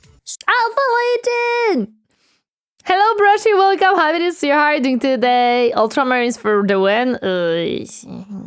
You're a happy Warhammer fan, aren't you? You're blueberry as heck. Space Marines, unlike their gene fathers, the Primarchs are not made in a vat. There is a process to recruit more members from humanity itself, which seems a bit strange considering how massive a Space Marine is compared to a normal man, but don't... Oh yeah, actually, we know how to lab grow humans. Why are we not do that to Space Marines? I like Xenokillers, I like Salamanders. From the Space Marine chapters, I like Salamanders, Alfarius, and Thousand Sons, yeah. I think Bricky is one of the many Night Lord converts won over by their trilogy of books. I'm happy for him! Marines get in some serious Xenokilling? True, they do. They do that. There's been a lot of time for things to change. I started playing when Elder Ultron was only 3,000 years old. Don't forget, the Emperor is really good with genetics. Less good with anesthetic, however. These prospects are recruited across humanity from various reasons and methods, and are generally killed during that process. But sometimes they aren't, and they are able to go through more and more of the actual training to assess certain traits that are important and relevant to being a Space Marine. Most of the time, the common factor is a pure, unrelenting willingness to kill the enemies of the Imperium. After going through psychological screening, the prospect, now called a neophyte, goes under the knife to become a Space Marine.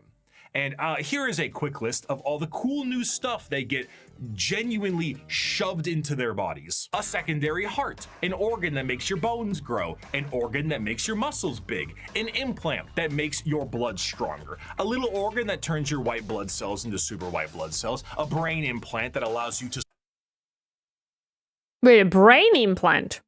Brain augmentation is heresy. I don't know.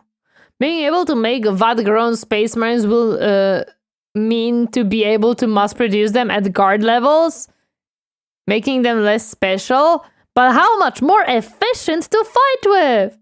My free finger donut jam and cream has now become my sustenance noise. 40k followers looking at you like dirt because you enjoy Ultramarines and not some random lizard dog squad.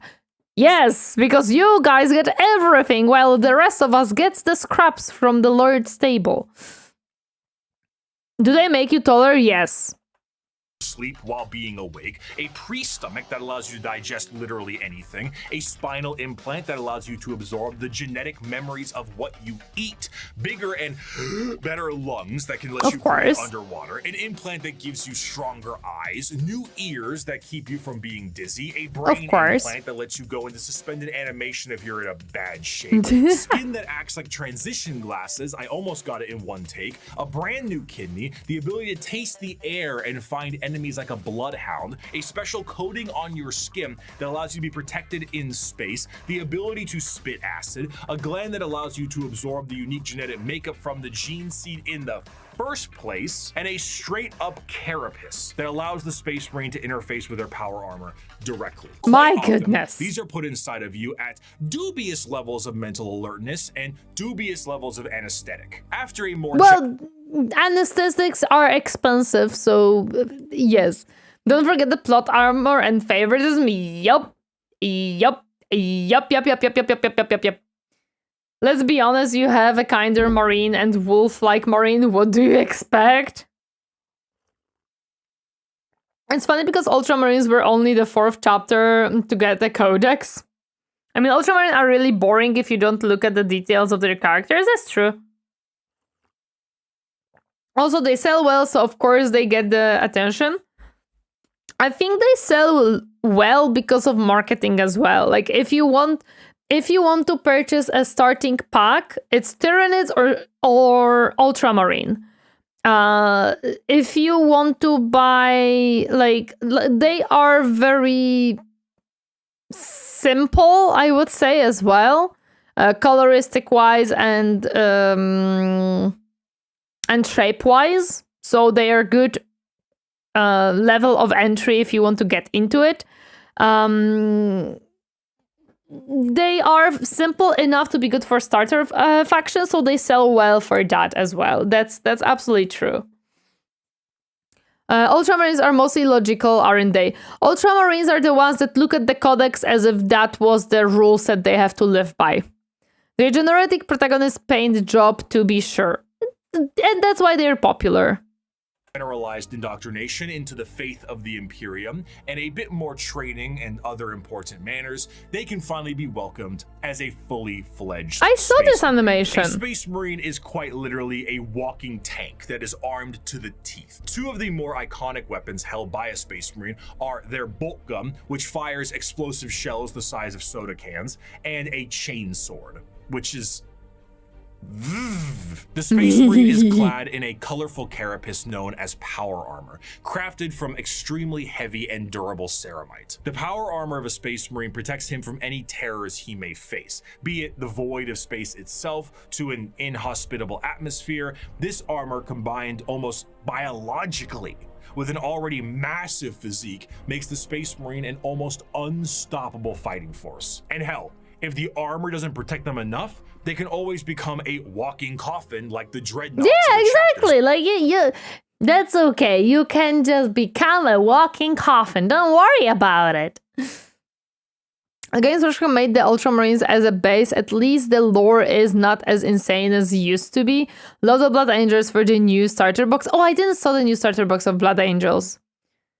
How'd you all? Oh, nice, Bricky and Space Marines. Very nice. Hi, hello there, Joseph. Welcome. Happy to see you.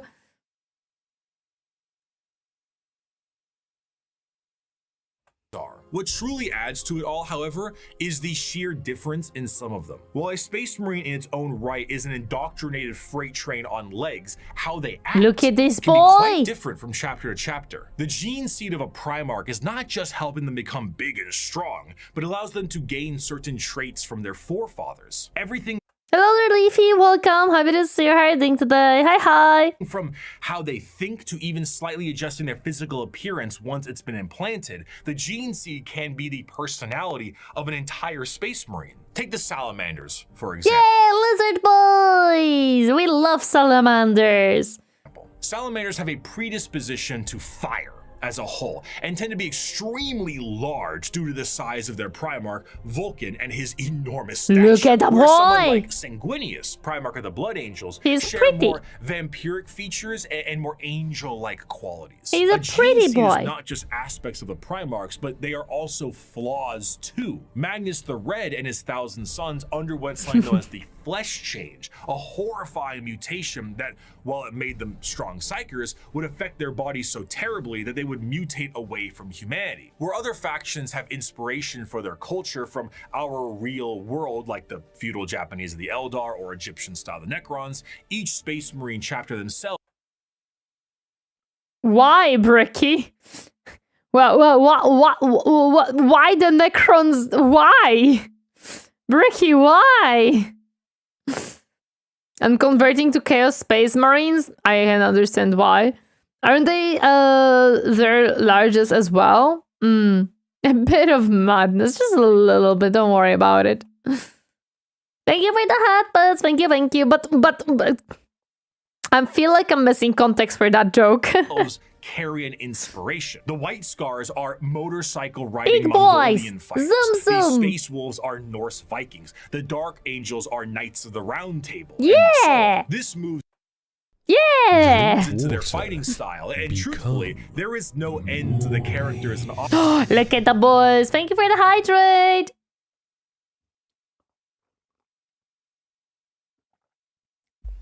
Fun fact, original in real life salamanders myth is that they are very cold, not hot. They are lizards, so they should be cold. options when it comes to the Space Marines. Space Marines are the main symbol you see, and while many of them can be simply indoctrinated warriors who only care about conflict and can be quite Cold-blooded. Good one.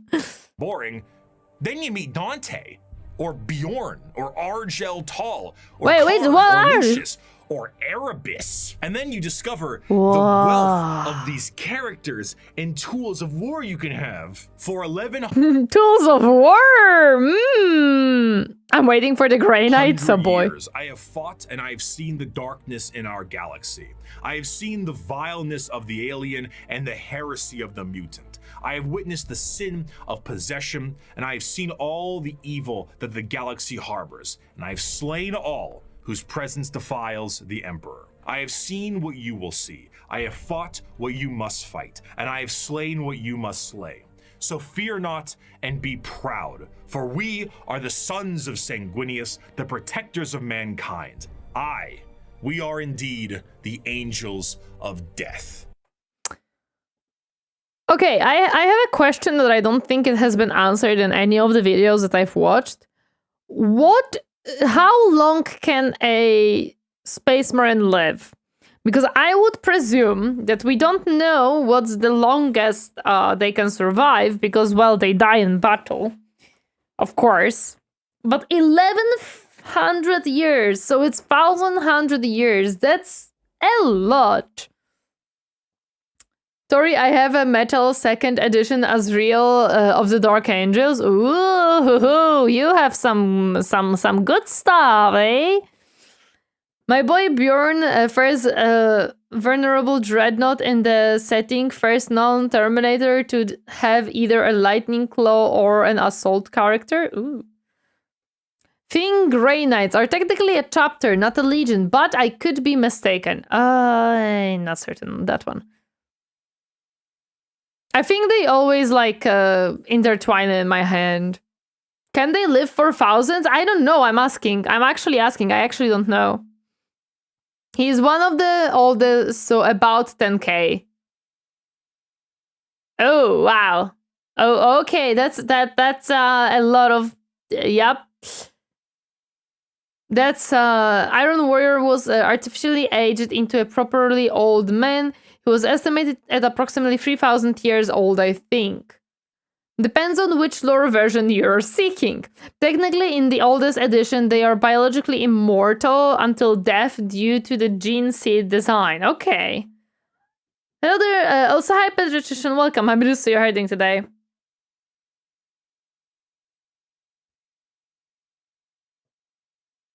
I really hate to disappoint you, but for reasons I still do not understand, he skips the Grey Knights entirely with explained video.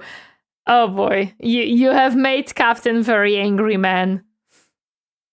Dante is at least 1,200 years. Logan, Grimmer, Amis at least 700, and Ehrlich is 800. So they can live up to 1,000-something years. Okay. Dante is the oldest and is like 1,000 plus years old. Okay. Was late to the stream? No worries. Okay, so 1,000 plus is an achievable normal age for them. Of course, a lot of them die much earlier due to the fighting, but yeah, okay. Despite being the poster children for Warhammer 40k as a whole, the presence of a Space Marine is a rare sight for the countless trillions of humans across the galaxy. Seeing one of these monstrosities is like seeing something akin to an angel sent by the Emperor himself. These they're scared of them, actually. Are the essential fighting force to bring humanity back under the unified banner of the Imperium. Yet ultimately, the Space Marines are individuals torn from their families and conscripted to genetic modification and lifelong service for the dying Imperium. And though they are held in an almost holy light, most believe they are above and beyond the people they are designed to serve. Once designed as the protectors of humanity, they seldom view humanity as something worth saving, to the extent that it is a Garfield? I'm sorry, I have a plate after a cake. And Garfield himself is somewhat of a pastry lover in general. And he was sniffing my plate, so I just had to kinda remind him that I'm sitting right in front of that plate. I think there is a character in the first 3 books of Horus Heresy that took a part on the 30k wars. If so, that makes him very old, but I can't recall the number. I know that Belisarius Cole is like freaking very, very old. He remembers the times when Emperor has come to Mars. He was speaking to Emperor, so I know that Belisarius Cole is extremely old. I don't count Bjorn for oldest Space Marine. Living on life support for most of his 10,000 years feels like cheating. But they say that he's only 1,000-something years old. He's not 10,000 years old, isn't? Am I missing something? Not full confirmed, as sources aren't fully confirming it, but there are some which lived 3k years. Okay. He's similar to Gulliman and Aang from Avatar. Both were in the comatose states, but they're still technically really old. If you take into consideration the time dilation in the warp, most of the heretic Astartes are ancient, seeing as how large some of them are from the Horus Heresy. True! That's also another... You have a very good point there. Oldest person in the Space Wolves, but he's a Dreadnought. Yes, he's a Dreadnought. Which technically is a part of a Space Marine. Blood Angels are the longest living space marines usually before their green gene seed degenerated. In dreadnoughts, they can live for thousands of years. See the affirmation, Bjorn, Railnor, and the Akorite. All of them are from the heresy. Outside of dreadnought, we don't know. Okay. Bjorn has been alive since before the Horus heresy. That makes him at least 10,000. Okay, I see. Tiny, minute rarity, though not unheard of, for a Space Marine to put a normal citizen above them in any way. For most Space Marines and even their Primarchs, they are only here to do a job. They are there to... Yeah, this is the funny part about Space Marines. They were supposed to be the saviors of the humanity, yet a lot of times they disregard the humanity that they are supposed to be saving. Kill the enemies of humanity, and I would be remiss if I didn't add at least one more of my favorite quotes to the tail end of this section. The time for speeches is done, said Rogel Dorn. The first great test is here. My order to you all is simple, yet heed it well, and exert yourselves to see it done. They are coming, kill them all. While the Space Marines are the spearhead of the Imperium's Great Crusade and also a major player in its warfare, there is a significant amount of importance that must be taken on their transport. What sci-fi universe would be complete without its navy? When you think of the navy or ships on the open sea, you think of something that is sleek, something mobile, and something pretty big. For perspective, the longest self-propelled ship in history was the TTC-Wise Giant, an oil tanker that was about 458 meters long or over about 1,500 feet. This right here is child's play in the world of 40K ships. A ship that is considered to be an escort vessel in the Imperium is about 3 times the size of a Sea-Wise. But it's a spaceship, not a water ship. You confuse Dante and Bjorn. Bjorn is the oldest loyalist dreadnought alive, 10,000 years old. Dante is the chapter master of the Blood Angels, more than 1,000 years old. Oh, okay, I see what you mean. Okay. Star Trek is essentially Space Navy. It's a thing. Oh, I see. Giant, and the size of the ships only go up from there. Your most common ships are the cruisers. The light cruiser tends to average at about 2 kilometers long, or just over a mile in length. 2 kilometers long. That's... Listen, if you need some cardio, just run around the ship. It might be a water ship after the orcs get a hold of it. Zuma! Zuma! The Zuma has been zoomed. Considering entire generations live in these ships, true, that is true. I mean, live is a very nice way to put it. I would say serve is a better word here. Where the Dictator class cruisers can be over 3 kilometers or 2 miles in length. I hear a collar going wild. Oh no, that was the little toys of cats. The largest ships are your battleships, and they are tremendous. We're talking 5-mile long, half a mile high monstrosities that look like gigantic Gothic cathedrals and filled to the brim with weaponry. And not only it's cat toys. I have cats. But they are also jam-packed with crewmen. Battleships tend to, on average, carry... And there are actually people who spend their whole lives on these ships because of the travel. No, they don't wear collars. There's no need for cats who are just an indoor cat to wear collars. We live in a flat, so there's absolutely no way of letting them out, so they don't really need a collar.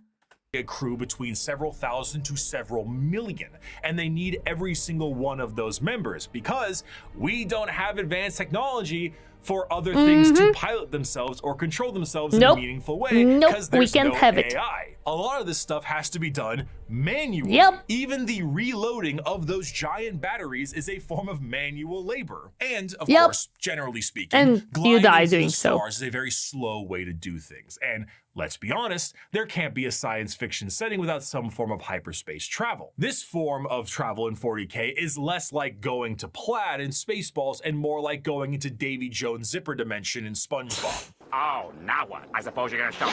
Oh, gee, that's very nice. Oh, what is this? Some kind of magic act? Oh boy.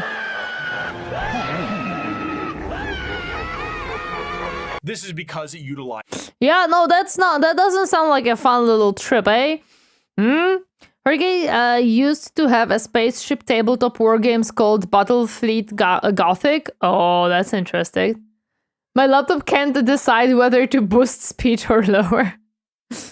Do you use a bottle with some holes with treats in it? It's great for cats. I use many different things for cats. Like, I could sit here for another hour explaining how many different toys, treat dispensers, and things I have for my cats. Believe me.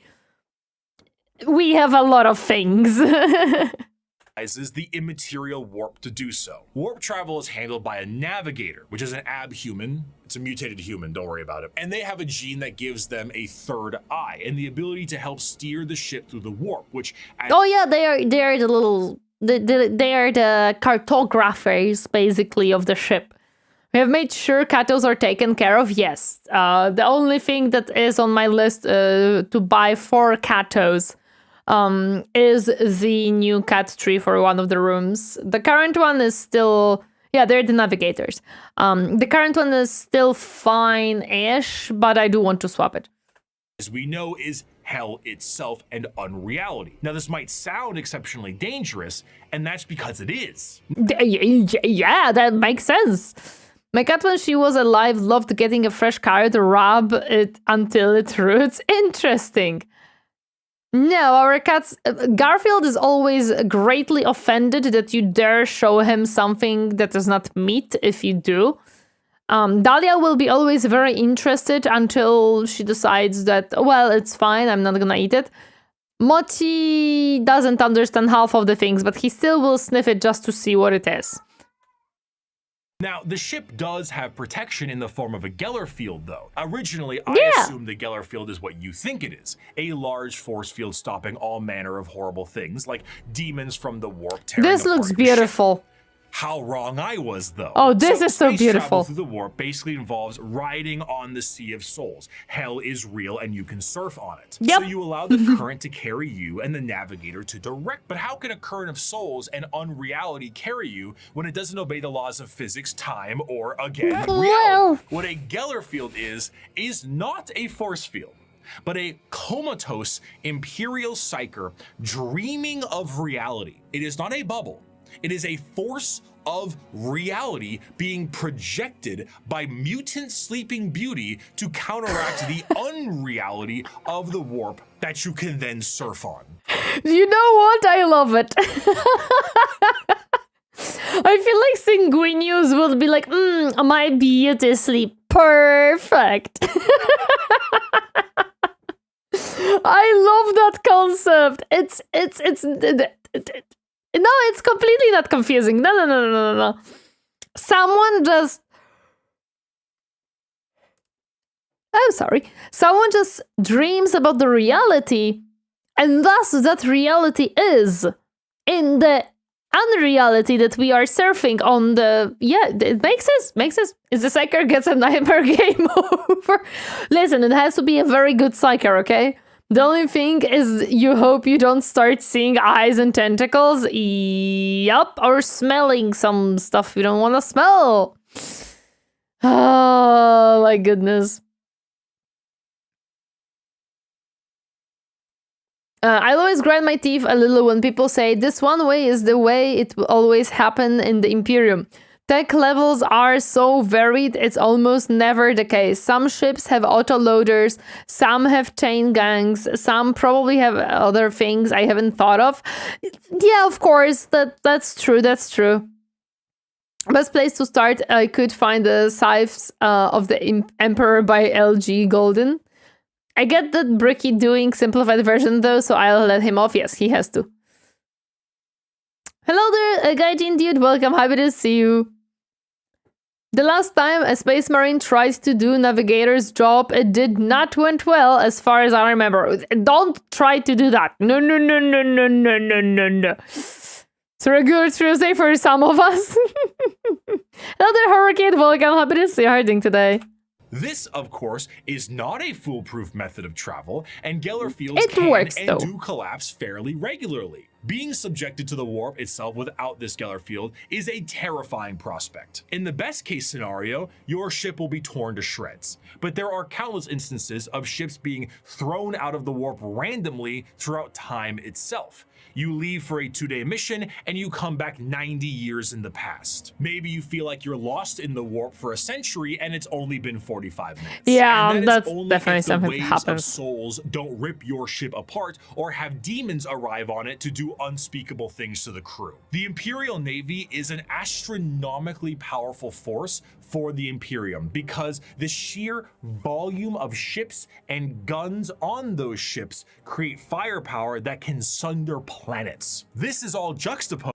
You would really think that they have a better way of traveling with those things. Eh? You would really think they would have a better way of traveling. Painting some pre-heresy 1000 zones? Awesome! Hope it was fun, I got all of my paints and new brushes today, and the paint organizer, so I'm very happy and excited with that. But to be honest, said Space Marines was also sailing the warp agent against the Torineesan, so there is that. In case of Gothic Armada, to a few hundred years, my goodness. With the sheer backwater nature of these ships. While they are manned by crews of zealots, they are also operated with such a backwater tech, it completely confuses the reader. You see the long batteries of portside cannons that the ship has, and remember that AI is heresy in this world, and that all the mechanics are utilized by lobotomized slaves. So how do they load these? Well, they have gun gangs, massive gangs of hundreds of people manually loading these cannons. These are genuine gun loader gangs that get into gang wars and squabbles. On the ship's bridge, you may find the captain himself hardwired directly into the ship's chair permanently to control it the best they can. Giant screens of hololith data fill the room and send. Well, listen, it is more. It makes sense. You have a long way for the quick way. Yeah. It was nice, more of a test run of the paint scheme. I see. Sensors across the ship are just as likely to tell you information as a serf running up to you with a scroll of parchment is. You reach to a microphone to shout orders down a hallway as paper readouts tell you information of the enemy, and holy sigils and candlelit incense burners gleam your next move. Yeah, it makes sense. It all makes sense. I see no problem with these mythology. It works. While the is not a specific faction of the Imperium in the same sense and format of this video, it is what shepherds around the entirety of its armed forces. Every Space Marine Primarch had a flagship, and every strike cruiser and battle barge has a story to tell. But if there is a single thing that the Shield of the Navy does the best, it is to help support and supply the monumental forces of the Imperium. The hammer of the Emperor himself, the uncountable men and women of the... There we go. Okay, we're getting into the favorite faction of BRICKY. These things have adapted to resist our las guns. If we can't kill them with our rifles, then we'll kill them with heavy bolters. And if we can't kill them with heavy weapons, we'll use grenades. And if grenades don't work, then we'll fight them with our swords and our knives and our bare hands. We'll drown them in our blood. That's what it means to be a soldier of the Imperial Guard. Now follow me. Charge. That does not sound efficient. That sounds like wasteful, I would say. Isn't Bricky's favorite faction are the Night Lords and the Sisters of Battle? No. Imperial Guard is one of his favorite as well. Night Lords and Imperial Guards. I think Sister of Battle are up there as well. You know, things are going well if you send in the Death Corp. Yup. Enemy Titan. Fixed bayonets. Oh boy. There is no better symbol of the might of the Imperium itself than the Astra Militarum, or as it is commonly known, the Imperial Guard. Though the Space Marines take the glory and stand as the visual representation of the Imperium, their numbers are dramatically thin and specialized in. Oh, look, it's the meat shield, which only hope they don't get invaded. No, I help my Imperial Guards. I try to save my small sisters and brothers whenever I can. The furs are hardcore. Numbers are up there. Bricky tends to play Night Lords and Sisters more at the moment, but yes, he's also a big fan of Guard. Hello there, Frogartus. Welcome. Happy to see you harding today. Hi. In case you want to try red metallic armor, my method is a Retributor armor gold base and then shading it with flesh tier red. Interesting. I don't have a horror kit. I do not have a Citadel paints though. Just letting you know. He loves the Guard, the Sisters and the Night Lords, and I know he also has other Custodes or Grey Knights armies. Oh, he has several armies. That's 100% true. Isn't he just the only surviving librarian on the 4th company? Wait, Blighthaven, I missed a message. Guards are hardcore. They're not my favorite, but I can understand the likeness of them. You didn't read the Emperor for a Second Bloodraven trilogy, did you? With a librarian gouging Thunderhawks between the Webway and the Warp. Ooh. I would save them, but they die too fast for me to save them. Ayo. Good, been working on some Blood Angels. Seems I accidentally got them at a good time. Nice, happy to hear that. Names may change, but the method should be the same. Okay, but what I mean is I don't know the reference, as in I don't know what type of colors those are. I plan on getting Vallejo true metallic paints for my Enclave Tau. Nice, that sounds awesome. My previous comment about Imperial tech levels applies equally to people who say the Guard are all cannon fodder or all elite. Oh yes, but the Guards, generally speaking, don't interest me as much as like some other factions available. The Guard are the classic example of fight with the army you have. If you absolutely must win and they're all you have, you'll spend your lives. And that paint scheme will work with any paint, gold paint and any dark translucent red. Okay. Oh, wait, I'll stop from the video. In comparison, to reclaim 1,000,000 worlds, you need a countless number of troops willing to fight and die for your cause. The Imperial Guard represents the Imperial truth made manifest. At the break. A strong gold scheme with a dark red, blood-colored red. Okay. The Guards are useful, but in lore, they essentially get the short stick 99% of the time. Oh, 100% yes. It's like you have the Guards, and they are just being sent to slaughter. That's it. At that point, so yeah, I can see that. I'm gonna be right back really quick since we have ad break. Give me a moment. Splatterbrain, hi! No, it is not April Fool's yet. Be right back.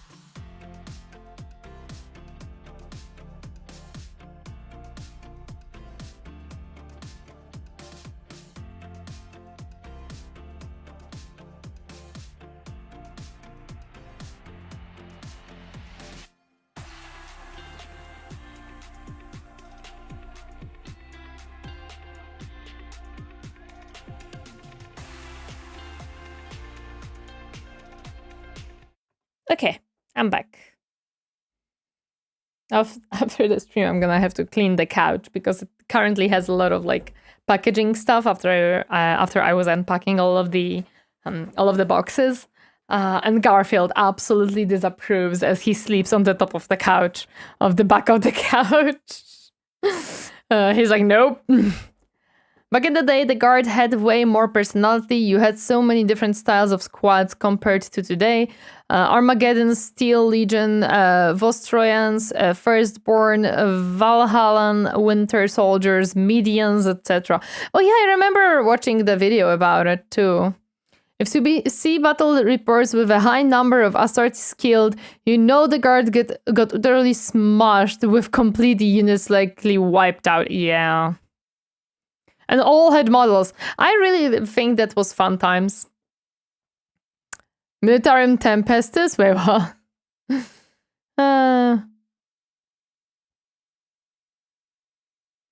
Okay, let's go! Year, the worlds of the Imperium pay a tithe in the form of soldiers to fight the good fight of the Emperor, and this number is impossible to pin down. Even saying billions would be a dramatic understatement. Probably. The sheer volume of soldiers serves as the fundamental backbone of the Imperium. 99.9% of battles fought by the Imperium are fought by the sundering might of the Imperial Guard. With the knowledge that the Space Marines are essentially sentient tanks, what do the members of the Imperial Guard have? If they're the might of the Emperor himself, are they not suited up in a similar way? Well... No. Not really. No fancy suits, no biological enhancements, and basically no expectation to live. Once a regiment of guard are activated, they are sent directly into battle with almost no expectations that they will survive. This is because, despite their training, their incredibly powerful armor, and extremely strong weapons that would crush any army of the modern day, they are so hopelessly outmatched to the things they will face. Sending a member of the guard is throwing a rock at a nuclear bomb. However, where they lack in advancement, they make up for in sheer numbers, and their overwhelming force can be the difference maker in any deployment they face. Quantity is a quality all its own. If they do happen to survive. Imperium doesn't even have like the saying of quality over quantity or quantity over quality. No. Quantity is the quality. Hello there, Zabrix. Hello there, Nikolai. Welcome. Happy to see you. How are you doing today? Skaven tactics with humanity? Yes. Yes. 100% yes. The Dawn of War 3 happens. No, Dawn of War 3, that's heresy that I'm hearing. About the same time as they cut Warhammer Fantasy. Ah! What do you mean they cut Warhammer Fantasy? No! Anyone who comes back alive are considered veterans. I don't think they have to see combat even. Damn. Beginning time. I still own the limited edition Praetorian Guard platoon from the Battle of Big Tooth River from Games Day 1997. Wow! Russian History of Strategy would approve. Lol. Who needs plans when you get numbers? Exactly. They made terrible decision with 6th and later with 7th during the time they made End Times and the terrible AOS 5th edition. Oh, that's so you mean that they cut down on the Imperial Guards factions or stuff like that. The same time they were killing the fantasy setting. I see. Okay. I see what you mean. I know of the fantasy being basically killed off and then rejuvenated, kind of. You know what is scarier than a space marine? A guardsman who is old. A guardsman who reached old age, saw, fought, and survived everything. That's true. That is scary. It did happen, and Gabriel does flips, and that's canon just because it's funny to me, and making people angry for it makes my brain. No. There is no such thing as Dawn of War 3. I don't know what you're talking about. That's a heresy that I'm hearing right there.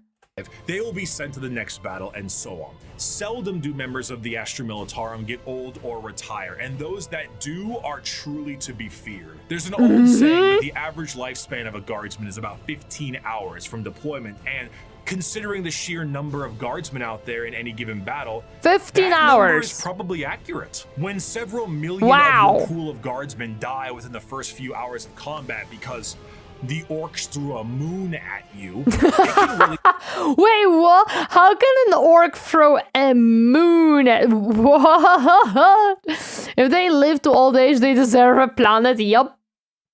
screw the numbers. The soldiers of the Guard are conscripted and trained on an incredible number of worlds in the Imperium, and these worlds can impact their training and their combat style directly. The most famous visually are the Cadian shock troops.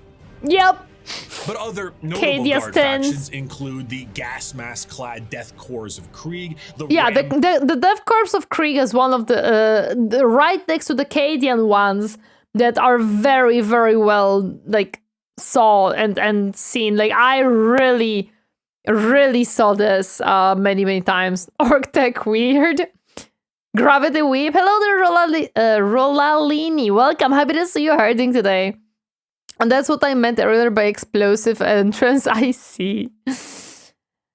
Let the galaxy burn. No, Urland. No, Cadia stands. Cadia stands. Low level of Catachan jungle fighters and the iron-willed Mordian. No, they're just Rambo. This also helps them specialize against individual types of enemies. The Indigan Prefects are a special guard regiment that came from a planet whose planetary governor, the leader of the planet, thought it was fun to collect exotic animals, which then crossbreed and then became the giant freight train-sized monsters destroying the planet. So the Indigan Prefects are specialized for big monsters. Hello, Tyranids. One Hello, big monsters. interesting officer in the Guard is the enforcement officer known as the Commissar, and they are one of the more visually striking members of a regiment. These are specialized Imperial officers and act as morale officers, but instead of singing. And as far as I know, the morale part is you go to fight or shoot your friend and the rest goes to fight. I want in life is Katachan woman to protect me. Is that so much to ask? It might be a little bit to ask, but also hello there, Moonhowler. How are you doing today? Hi. Hello there, Freelays. Welcome. Happy to see you herding today. The planet fell before the Guard. Exactly. Hello there, Lasglania. Orc, I just killed that funny-looking human. Tonight we will flip the moon. I'm more of a Krieg guy myself. I have a soft spot for martyrs. I feel like Krieg is just interesting in general. Like Krieg just feels interesting. Just hear from the other room from Commander, which guardsman ordered the moon this time? Isn't it Armageddon, the trench warfare? I don't know actually. It's one of the regiments that I love, guardsmen who are professional killing Tyranids. It shows how popular Krieg lore is, given that I believe they started as an alternate paint scheme for Armageddon Steel Legion models. Oh, interesting. Oh, Nids, the closer thing to the good guys faction in 40k. I would know. Barely missed the stream, not gonna lie, that's okay, no worries. As far as I remember, commissars aren't a military rank, they are political officers. So they are eager for any act that can improve their position. Oh, I didn't know that. Krieg are the Iron Warriors of the Guard, just more zealous and appreciated. There is no good guys in 40k. No, they said the closest to the good guys. I don't know. Krieg's Marines be like, welp. Cowabunga it is after the commissar dies. Don't forget a drop a one-liner every now and then makes for a great break in the lore dump. Hi, Potato. I see what you see. I see what you're doing. The Yorick trailer better herald their upcoming return. Hopefully. Songs to the troops and providing hot meals. The commissars are there to make sure that the members of the regiment continue to fight to the bitter end. If a soldier does not meet the standards of the commissar, the solution is simple. There are trillions of other soldiers out there. We don't really need you. Combat fatigue, headshot. Concerns about the conflict, headshot. Fleeing the battlefield, You bet that's a headshot. Considering these officers tend to be outside of their regiment, feelings on them can be mixed. And in fairness, certain commissars, like the esteemed Ibram Gaunt or Caiaphas Cain, tend to do a bit better with the whole people talking part. Because if, say, you were trying to tell a beefed up Catachan jungle fighter what to do, you might take a mysterious leave of absence inside a carnivorous plant. Yeah. But you know what I say? I don't think I can truly convey the sheer might of the Imperial Guard, so I'm gonna get a visual aid. Let's take a look at this image right here, right? This is the cover of the 9th edition Codex for the Astra Militarum. The official cover art. Your eyes may be drawn to the dark and brutal looks of some of the main members on the front and the gigantic orc they are attacking. But zoom out a little bit. There is no floor. There is only people, and behind those people are tanks, and behind those tanks are flying artillery shells. Oh yeah, true. 2 enormous transport ships in the I didn't sky, notice and the their flying ramps stuff. are down, and on their ramps Actually, that's a good. More people. The Imperium. What is this? Right in this corner on top. Right here, like above Bricky's head, there is like a shape of some sorts. I wonder what that is, because I think it's some type of ship, maybe? Looks like a ship, yeah, I'm guessing it's a ship. Why not stop on the Bricky's face? Because I needed to show something behind him. Low orbiting ship, okay. At the bottom part of the front of the ship? Yes, definitely, yes. Might be on one who's dropped off its troops. Okay. It's described as having 1,000,000 worlds. 1,000,000 worlds. And each one of them gives soldiers to the Imperial Guard for the tithe. Bricky, please remove yourselves from the scene for us to witness a shape behind you. Yes, Bricky, I require you to move yourself or remove yourself as I'm trying to see the art that you're presenting. Thank you.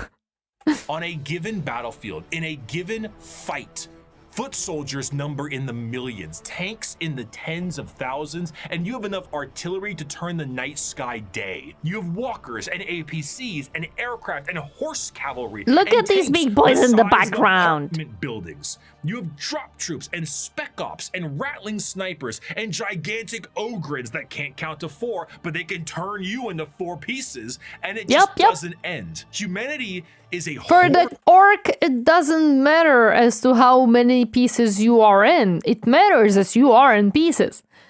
By the way, was a rule with Katachans and Commissar in older edition. You roll the dice number at the start of the game for every Commissar. Every time you rolled a 1, that Commissar was slain before the battle. Ooh, that's a very cool and interesting rule. Who is the presenter when we have art to look at? Exactly! Shai, please make the brick smaller, thanks. Hello there, Blank, welcome, happy to see you herding today. And Space Marines always steal the show, exactly. Let me put on my grandpa glasses to see the smudge on the background that may or may not look like a gothic cage for encouragement. Army, but instead of a horde of bugs oh or my god orcs, it's a living wall of guns. Oh boy. At the end of the day, though he's been ferried through hell on a ship that's 10,000 years old to some god-forsaken war-torn rock, though he deployed from high orbit with nothing but a grav chute, though he is one of 10 million men and women snatched from his homeworld to fight a war he barely understands, though he has been given a weapon that fires small suns and may annihilate him as he fires because the knowledge of how it functions has been lost, though his company is supported by tractor tanks that run on anything you can burn, though he wages war against the devouring hive mind, ravenous demons and hordes of hyper-advanced aliens with strange technologies and sorceries he never dreamed existed. No one will remember his sacrifice. There will be no records of his deeds, no glorious parades in his honor, and no remembrance of his name. Nope. All he will earn is a shallow, unmarked grave on a forgotten world untold light years from home. Yet for all this thankless sacrifice, a guardsman is a man, just like you. He has no millennia-old genetic engineering, no prophetic leader, no miracles of faith. He has his lasgun, his orders, and those beside him. He is the Imperial Guard, and he will hold the line. In the end, the that is a very, I really like that. I really like that. I'm Necron and Tau fanboy. How we got into these factions yet? Oh, they already Tau. No, Necrons we already got through. Yes. That's actually the funny part. In comparison to today, their weapons are insane, but to most enemies they face, it's nothing more than a bow and arrow. Yep. My favorite quote is, "He who makes fun of a lasgun has never run against a field of 5,000 of them." It tickles a little bit harsher. He thought demons. How does he know these were demons? Inquisition? 1916 song fits them very well. The weapon firing small sounds. Oh, Pinky. And the brain. Why must you reference it so well? Militarum, despite fighting for the honor of the Imperium, are their own form of a massive horde army where individuality does not matter. They are merely numbers to the Imperium, and the vast majority of the conflicts they are sent to and are still incorrect numbers too. Virtually no ground while countless millions die. Yet this makes them the most human. For the Imperial Guard contains normal people, people who are happy and sad, people who laugh and love, and in there are stories, because there is strength. Tau, no, we didn't cover Tau yet. That he who laughs at the lasgun quote comes from a world eater, if I remember correctly. Have a wonderful day with countless millions dying. Wow, Ascaria. I would rather not have countless million dying, but thank you so much. Imperial Guards are literally the Skaven of 40k. Kinda, yes. The Sekai Reddit turned itself into people who live and die and die and die and die. Gotta feel sorry for whomever has to clear that battlefield after the guards have fought in the area. I don't think they clear it very... I don't think they do. In facing the horrors of the universe head-on with nothing but a rifle in your hands and a prayer on your lips. Armed with an innumerable amount of Imperial soldiers and Space Marines, the Navy begins its great crusade into the stars to rescue the stranded Primarchs and reunite them to their legions. But the biggest question needed to be asked was, what would they find? The age of strife lasted for thousands of years. If a civilization was still alive out there in the galaxy, what would they be like? The technological advancements of humanity prior to and during the I think we're getting into it. Was unfathomable. It allowed them to spread through the galaxy with ease and allowed them to settle once inhospitable planets. These branches of humanity were provided with the vast knowledge of human creations and were given gigantic machines to make arduous labor and ease. The spreading of these massive colony ships was known as the Long March, and these ships would be retrofitted into settlements upon arrival to their new homes. Accompanying them were the gigantic pieces of farm equipment that served multiple purposes and the specialized pilots that could maintain them. They were not only able to tend the fields and do labor, they're big but when boys. interstellar communication was cut off, they also did a great job of protecting the colonists against both Look at these big boys, they're just big farmers. Because of the significance of these machines, those that could pilot them were powerful enough to be considered leaders, and the upkeep and preservation of the machines and the lineage of those who could pilot them was imperative. These machines, over the thousands of years, would eventually be known as the... Let's go! He must be... The funny part is that I have heard a story about Imperial Guard's pilots where both the Imperial Guard and the pilot kinda get addicted of each other the longer they work together. There's a great guard quote read by a Vox in the Void called "Pity the Guardsman, it's top tier. Guards bet on who's last longest, Krieg bets on who's the first to die to the enemy." Yep. Humble of heart, strong of arm, be savage in war, loyal to hearth, and follow deeds of glory. He must keep honor with all, banish cowardice from his doings, and bring his house no shame.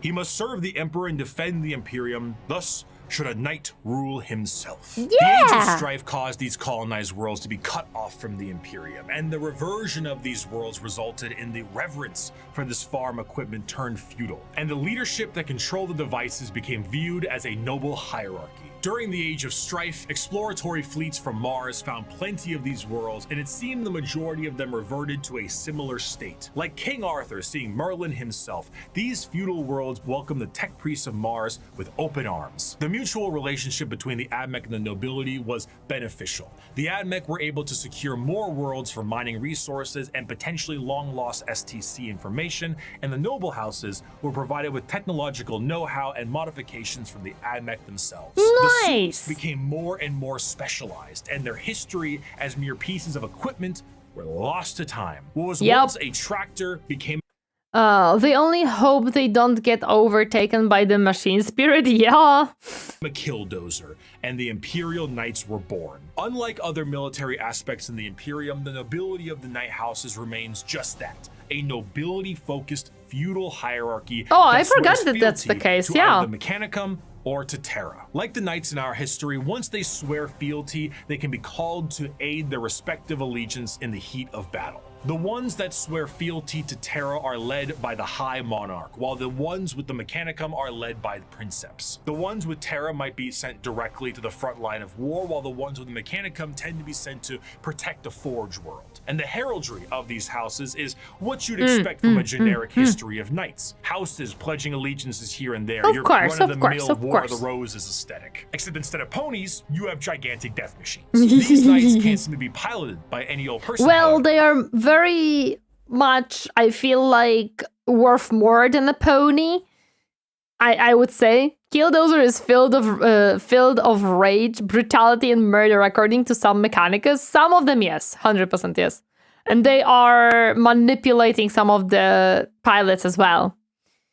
So we should get an Admech-affiliated knight for Tori. These are extremely expensive, Captain. Was the Thomas the Dunk engine, or do I need eye drops again? No, that was Thomas the Dunk engine, yes. You've never owned a pony? No, but I do know how much they cost. I think a machine's bigger than a building is more expensive than a pony. Sheer material that was used to create it probably is worth more than a pony. The guns, well, like, the bullets to the guns are probably by themselves more expensive than a pony. I have a feeling. A member of the nobility of any given knight house must go through the ritual of becoming. This ritual involves them sitting on the device used to control the knight, known as the Throne Mechanicum, for a full knight. What's wrong with that? I mean, ponies can get pretty expensive nowadays. Yes, did you saw that this machine is bigger than buildings and tower over everything? I knew that there was someone who is cultured, of course. Viewer history has proven that tulips bought you one to multiple houses. Okay, silence. It's funny how the Imperial Knights being created as a competitive business idea against Battletech at the time. It's funny how the Imperial Knights were created as a competitive business idea against Battletech at the time. But you only pay the maintenance now. It's probably more than a pony, maybe 2 ponies. It's smaller than you might think. Oh yeah, it's smaller than you might think. It's only 10 meters tall. To be fair, a medieval knight would have on average 3 horses, and they were very expensive. But yeah, not Imperial Knight size, thank you. But ponies are probably a luxury item for the highest nobility by this point, so still more expensive than a knight. At this point, I don't think ponies exist. I wouldn't be surprised if they are kinda extinct on most of the places. Remember that Terra has absolutely no nature left, and the rest of the planets, I have no idea what kind of flora and fauna they had. A pony might be a Lambo to some of the Imperium world. They have horses, so they must have ponies. They have horses? Okay. Sitting in a chair for a full evening sounds pretty great right about now. So a pilot cannot drive a knight. They can, but it moves about as effective as Ripley from Aliens 2. Big, you know, they have thing. like It tech is, priests in a working sense, within them a lot. beast that must be controlled, and a pilot must merge with it. The mind of the noble is connected to the machine and must fight with the mental signatures and personalities of the prior pilots as well. Everything a knight experiences in battle is felt by the pilot themselves, be it the general movement in the battlefield or damage sustained by the machine itself. If a knight's leg is blown off in battle, the pilot could experience a broken bone in the same spot. The merging to the machine forever changes the mentality of the noble that experiences it. This connection reinforces a strong degree of nobility and honor in the pilot, and a desire to fight for the glory of their house until the bitter end, as their ancestors' minds are linked directly to the knight. The size of these knights can vary, but generally speaking, they stand in the ballpark of 30 to 50 feet tall and are protected by a thick adamantium armor. Beyond that, they have their own unique ion shield generator. And also, I don't remember how many like priests work and like servitors and all of that, but these knights also have whole crews working within them as well. There are horses, some guard units are mounted that way. Oh yeah, forgot about that. I remember them in earlier Epic game. Is BattleTech a similar game? I never played it. BattleTech is a war game, but with text. Oh, come on. Brain connected. Come on. With the big robots. Yeah, mechs. Thank you, Teleruin. There are cavalry units in Imperial Guard. They are called Rogue Riders. Ooh, I forgot about that. They exist and aren't as expensive. They have horses, the Italian Rough Raiders, a unit in the guard, and the Krieg Death Raiders are an example. Yeah, BattleTech is a mech game, yep. That give them added protection, and when it comes to their looks, the most common pattern across the Imperium is the Questoris pattern, and is honestly the one you're probably thinking about right now. But there are also smaller versions. There's the smaller ones, yeah. Bigger ones known as the that I know about. As for a loadout, these guys are essentially a violent Mr. Potato Head. Battle cannons, Gatling cannons, heavy flamers. They're faster cannons. too. Up close and personal, how about a gigantic chainsword or a straight up gauntlet? And for that empty spot up top, screw it. More autocannons, maybe add some missiles. It's Whatever important. You can do to make it as over the top as possible, you gotta do it. A squire serves a knight serves a lord serves a baron, and a baron serves a monarch. So who does the monarch serve? He serves every subject, from the rudest serf to the members of the court. Chivalric fealty, when ideally practiced, is not a pyramid, but a circle. Ironically, on the surface, night worlds themselves are one of the least grim, dark settings in the galaxy. Reverting to an ancient time with knights and peasants is almost an escapism from the techno hell of the modern Imperium. Just a little bit. This, of course, doesn't make it great for everyone. It sounds fun on paper to play a game of knights, but it's not so fun when you're the peasant of that world. For the knights themselves, the knights give their entire lives to the Throne Mechanicum, and their reality is not their own, as they have to hear the voices of thousands of generations of their ancestors controlling their actions and their lives for as long as they live. It's a strange dichotomy. When it comes to Warhammer, most you do have to like break basically the Imperial Knight to work with you. So once you are able to do it, you are on a very high regard because it means you can control one of these guys. Until the Tau, I guess you could call the Knights the guard version of a Gundam. True. Bricky is sipping my battery like mad. Wait, what? The lore is the Tau saw the Knights that attacked them and designed their own versions. Of course they did. BattleTech is a game where humanity chose why we can't solve our problems with armed mechs. Yep. Jobs tend to be terrible. However, if there was one that could be considered enjoyable, it would be the pilot of a knight or a princeps of their larger cousins. While it does contain an egregious amount of hardship to be a knight pilot, you do enjoy a wealth of privilege. A knight pilot is often an asshole who can back it up. The rich noble that, despite his braggadocious behavior, is still very much him, and he will continue to be him. But knights, are not the only thing that the Imperium found lost in the stars during their Great Crusade. Due to the circumstances of the Age of Strife, humans were changing and adapting to their new homes they were now isolated on. Some of these humans evolved over thousands of years to adapt to these areas, and they were known as abhumans. Many abhumans found their way into the Imperial Guard or we're other talking about the cat positions girls. in the Imperium if they were not wiped out immediately for being too different from their human counterparts. But their abilities and appearance vary from planet to planet, and one particular group of abhumans have made quite a name for themselves in the center of the galaxy. No, it's not cat girls, it's Votan. Start at some point during the Dark Age technology, where their ancestors left a planet. I wanted cat girls, man.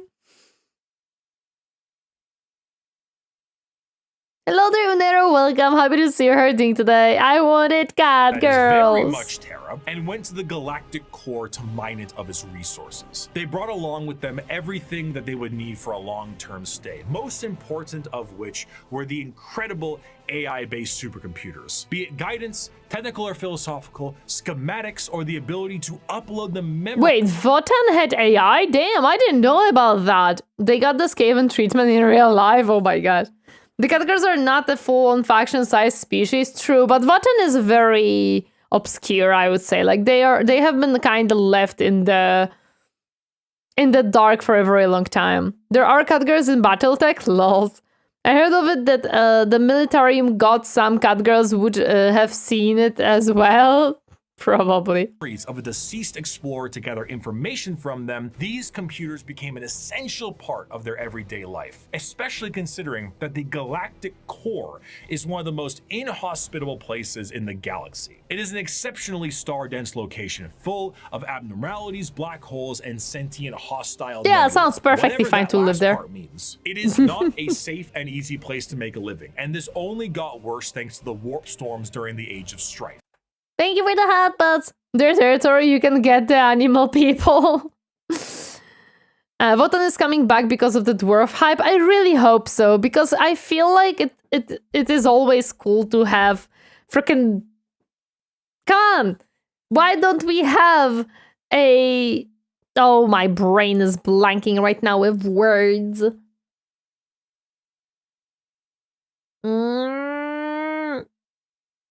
Brain. Come on. We know that word. We know it. Felines are great trackers, hunters, assassins, and scouts. Yes. You lost me? Oh, yeah. I mean, Total War Warhammer getting cat people. Wait, what? The Magistry of Corpus has blackjack, hookers, and cat girls. Why can't we have... sci-fi dwarfs? Sci-fi was the word that get out of my brain. Sci-fi dwarfs just sounds cool. People wanted the squats leagues back since they got squatted. Nereva, I think we should go back to the fine treatment of squirt of lemon, shouldn't we? Bricky. In order to adapt to this area, these travelers perfected a genetic makeup that made their future clones to be more adept to the area. These future clones would be shorter and more robust. But than look their at these ancestors, big and boys. the need to procreate would be unnecessary because why risk messing up a good employee when you can just make a new one? These would Of be known course. as the squats, and they would all die, except for when they didn't. And now they are known by a different name. Most void-faring races have at least one cautionary tale of foolish explorers vanishing amidst its blazing stellar nurseries and strange anomalies. Yet for the leagues of Votan, the galactic core has been home now for millennia. These squat humanoids would begin to establish themselves in the core, and their goals would be the same as their ancestors. Does it mean that the Games Workshop just retconned the death of squats and threw Votan instead? The leagues are the modern combination of the squads, basically space dwarves in the first two editions of the game. Okay. So you're just grabbing it back. We are just grabbing it back. Rock and stone! Rock and stone! Actually, kinda, yeah. Whenever one of them would die, they would know that that sucker would need to be uploaded to the machines like their forefathers did. But the original purpose...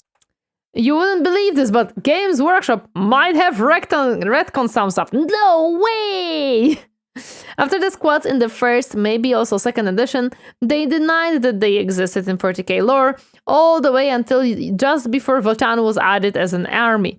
They got a model for one of the Sigments first. Can we just agree, Games Workshop, that trying to gaslight your whole community into this never happened or this never was the case doesn't work? Oh no, run. It's like, it's fine to retcon things and say, okay, this is stupid, we should have not done this, we are changing this because blah, blah, blah, or we decided to change it because yes. Then saying, that never actually happened, guys, that was never the case. Ugh.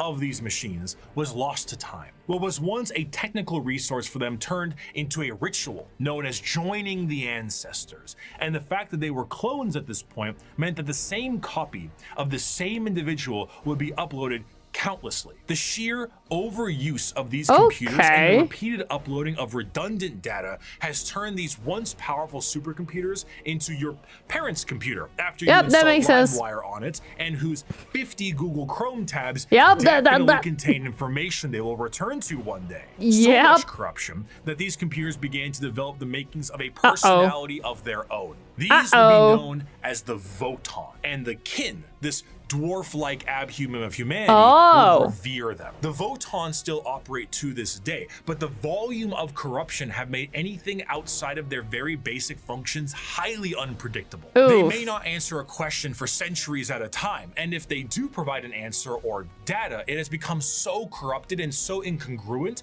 that it's... Mechanicus would love and hate these huge machines.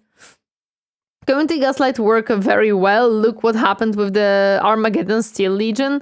Most guard players were angry. Yeah. The hell is the Deep Rock Galactic Dwarf doing here? Well, it is now very important part of the galaxy. Takes a literal kin wizard to comprehend it. The kin, much like the dwarves of fantasy, exists nowadays as a mercantile species that constantly work to... Oh, they had in their AI? Yep. Mine and manufacture. However, their capitalistic desires are dangerous. The biggest crimes a kin can face are being lazy, unproductive, and breaking a contract. Stellar conflicts have broken out over hundreds of years due to the breaking of a deal. So if you signed a contract with a kin, you best stick to it. Because of this, the kin have been known to interact with other species in a fairly common manner. This includes humanity, who have met various members of the kin multiple times, but constantly considered them to be all a different species. Famously, the Imperium noted that the kin they referred to as the Squats were their own species and were wiped out by the Tyranids. Little did they know. Admech would be fine with it as long as they believe it's just a very powerful machine spirit instead of an AI. Get some skulls on the side and we're golden. Yep. I love them already, of course you do. They'd hated them up in the middle and intelligence, yeah. Verily and rightfully, so I'd say.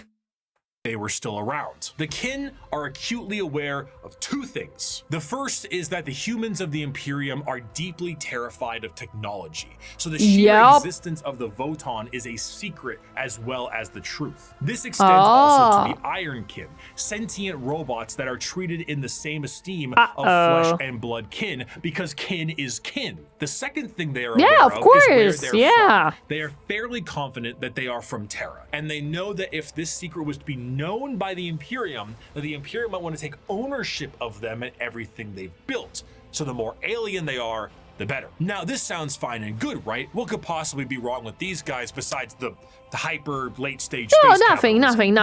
We have to go back to their creation. The kin are an entirely clone-based race made from the computers that are exceptionally difficult to recreate. These machines, the Votan, are becoming more and more unpredictable and derelict. If anything were to happen to these machines, it would be a twofold ending of the kin. New kin cannot be reproduced, reducing their numbers, and the existing kin would have no further purpose because the end that awaits them would be non-existent. distant. The horror of the kin civilization is that the entire purpose of their lives is to do the best they can at their duty and upload all they know to the Votan, their ancestor. More information to already corrupted and overloaded information. Yes, yes, that sounds perfectly good. They have unicorn-like planet eaters who process entire planets. Oh my god. As long as they can reclassify something like AI, they might have them by technical acceptable. Yes. Course, join their ancestors. But doing so is actually the thing that is killing these supercomputers in the first place. The ancestors were dead, but through the first truths, their legacy continued. And though their eyes had shut long ago, indeed the ancestors were watching. Not with a gaze from eons gone, but with the eyes of every living kin. Each generation was the embodiment of the ancestors cast anew by the Votan. The galaxy changed. Stars died, planets were destroyed, and civilizations fell. But as long as the Votan endured, the ancestors still lived. I do want to end this last bit with an enjoyable quote from one Kim. As you may have assumed, the Leagues of Votan are space dwarves with a corporate sci-fi motif, but they are still very much dwarves. They're squat, they're strong as hell, and they hold serious grudges. This time it's just more about your contract. Do they have a book of grudges by any? Is that a thing? It sounds like they need to clear some cookies. Yeah, they have to clean the cache. They have to clean the cache in the Votan. I'm sure it'll end perfectly fine. Than anything else. And so because of this, they might treat most things about how you would expect a capitalistic. It's a list of contracts. Things. You misunderstand, human. I am not here to debate. I am not here to compromise. What you see as yours, I am taking for my kindred. You want to bargain? Torek, unholster our means of negotiation. Let's As go! the Great Crusade continued, humanity would find their missing Primarchs, reestablish the locations of all of their various worlds, and finally reclaim what the Emperor was always hoping for. But eventually, all the Emperor sought to build would be his undoing. His original attempt to have all of the Primarchs lead his great armies and usher humanity into the better ages would end up crumbling down. And we will learn about how the Imperium backslides and the horror. Knowing that, I believe the Mechanicus would happily clean it for them. Oh, 100% yes. Very happily. Very happily. Cleaning it. Yes. Of the modern day of 40K in part 2. I will see you very soon. Thank you so much for watching. We have watched the whole video. Let's go. I'm so happy. Okay, so the rest of it, from what I'm understanding, because there will be more, there is always more with BRICKY. So I am guessing he did not touch upon certain things in this video because he had to split it in two, basically. So he split it in two separate videos due to just how much knowledge he wanted to put into these videos. Do you get a cookie when you finish a video? We don't have cookies, but we have cake. And I'm gonna get food, like dinner, so yes and no. They might just clean them as well, but that's just your imagination. No, don't worry about it. Don't worry about it. That is that's just part of the cleaning. He may miss the Grey Knights with both. Oh, gosh darn it. Rhino Bean, welcome. Happy to see your hiding today. Hi. How can he miss Grey Knights? Do you get a cake when you finish a video? Seems excessive. Well, I did eat a piece of cake before stream. I would like a dinner. My day is already ruined. You don't have to help. Oh my goodness. No! Don't ruin Captain's day. No! No! No, don't do that. Don't do that. Grey Knights are kinda their own thing. Maybe he's gonna make a new video about Grey Knights only. We can always propose it. I don't think BRICKY would ever say to no to more videos. I don't think that's the case whatsoever. I think BRICKY when he can, he's gonna probably make some videos about it. I like your accent. Where are you from? I am from Europe. I don't necessarily share exactly my nationality. I am looking... Oh, you know who is streaming right now? Do you know who's streaming? Zoran the Wizard is streaming Total War Warhammer 3 and playing as orcs. I think that's perfect. Yeah, I'm from Dreamland. The Grey... Give me a moment, I'm giving you a moment. The Grey Knights occupy a similar status to the Necrons for me. As an antagonist, I liked the old mysterious lore much better, but for people who want to collect them, the new lore is much more compelling, I see. Make sure to show a picture of Captain with sad eyes begging for it. I don't... Okay. To be fair to him, he barely mentions any of the successor chapters, and the Grey Knights aren't really that much different from Marines. They're just special Marines. That's true. We can't raid Zoran? Wait, what? Why can't we raid Zoran? Tori is streaming right now. Yes, of course. Oh, redirect. We can't redirect to Zoran. Okay, that's fine. That's fine. Maybe later on I can talk with him if it's something that he would allow in the future. No worries. Hello there, Tobias. I like your live stream, and I want to say hi. I am going to bed, working in the morning tomorrow, so good night to you. No problem. Thank you so much for staying. I really appreciate it. Sleep well and rest well. Bye-bye. He can give you permissions, yeah? Yeah, okay. In that case, since Zoran unfortunately has the redirect thingy set up the way that he is, we're not gonna redirect on YouTube. So on YouTube, I'm gonna end the stream. YouTube, thank you so much for stopping by and being here. I hope to see you on Friday. Please take care of yourself, YouTube, and bye-bye, YouTube. Bye-bye, YouTube. On Twitch,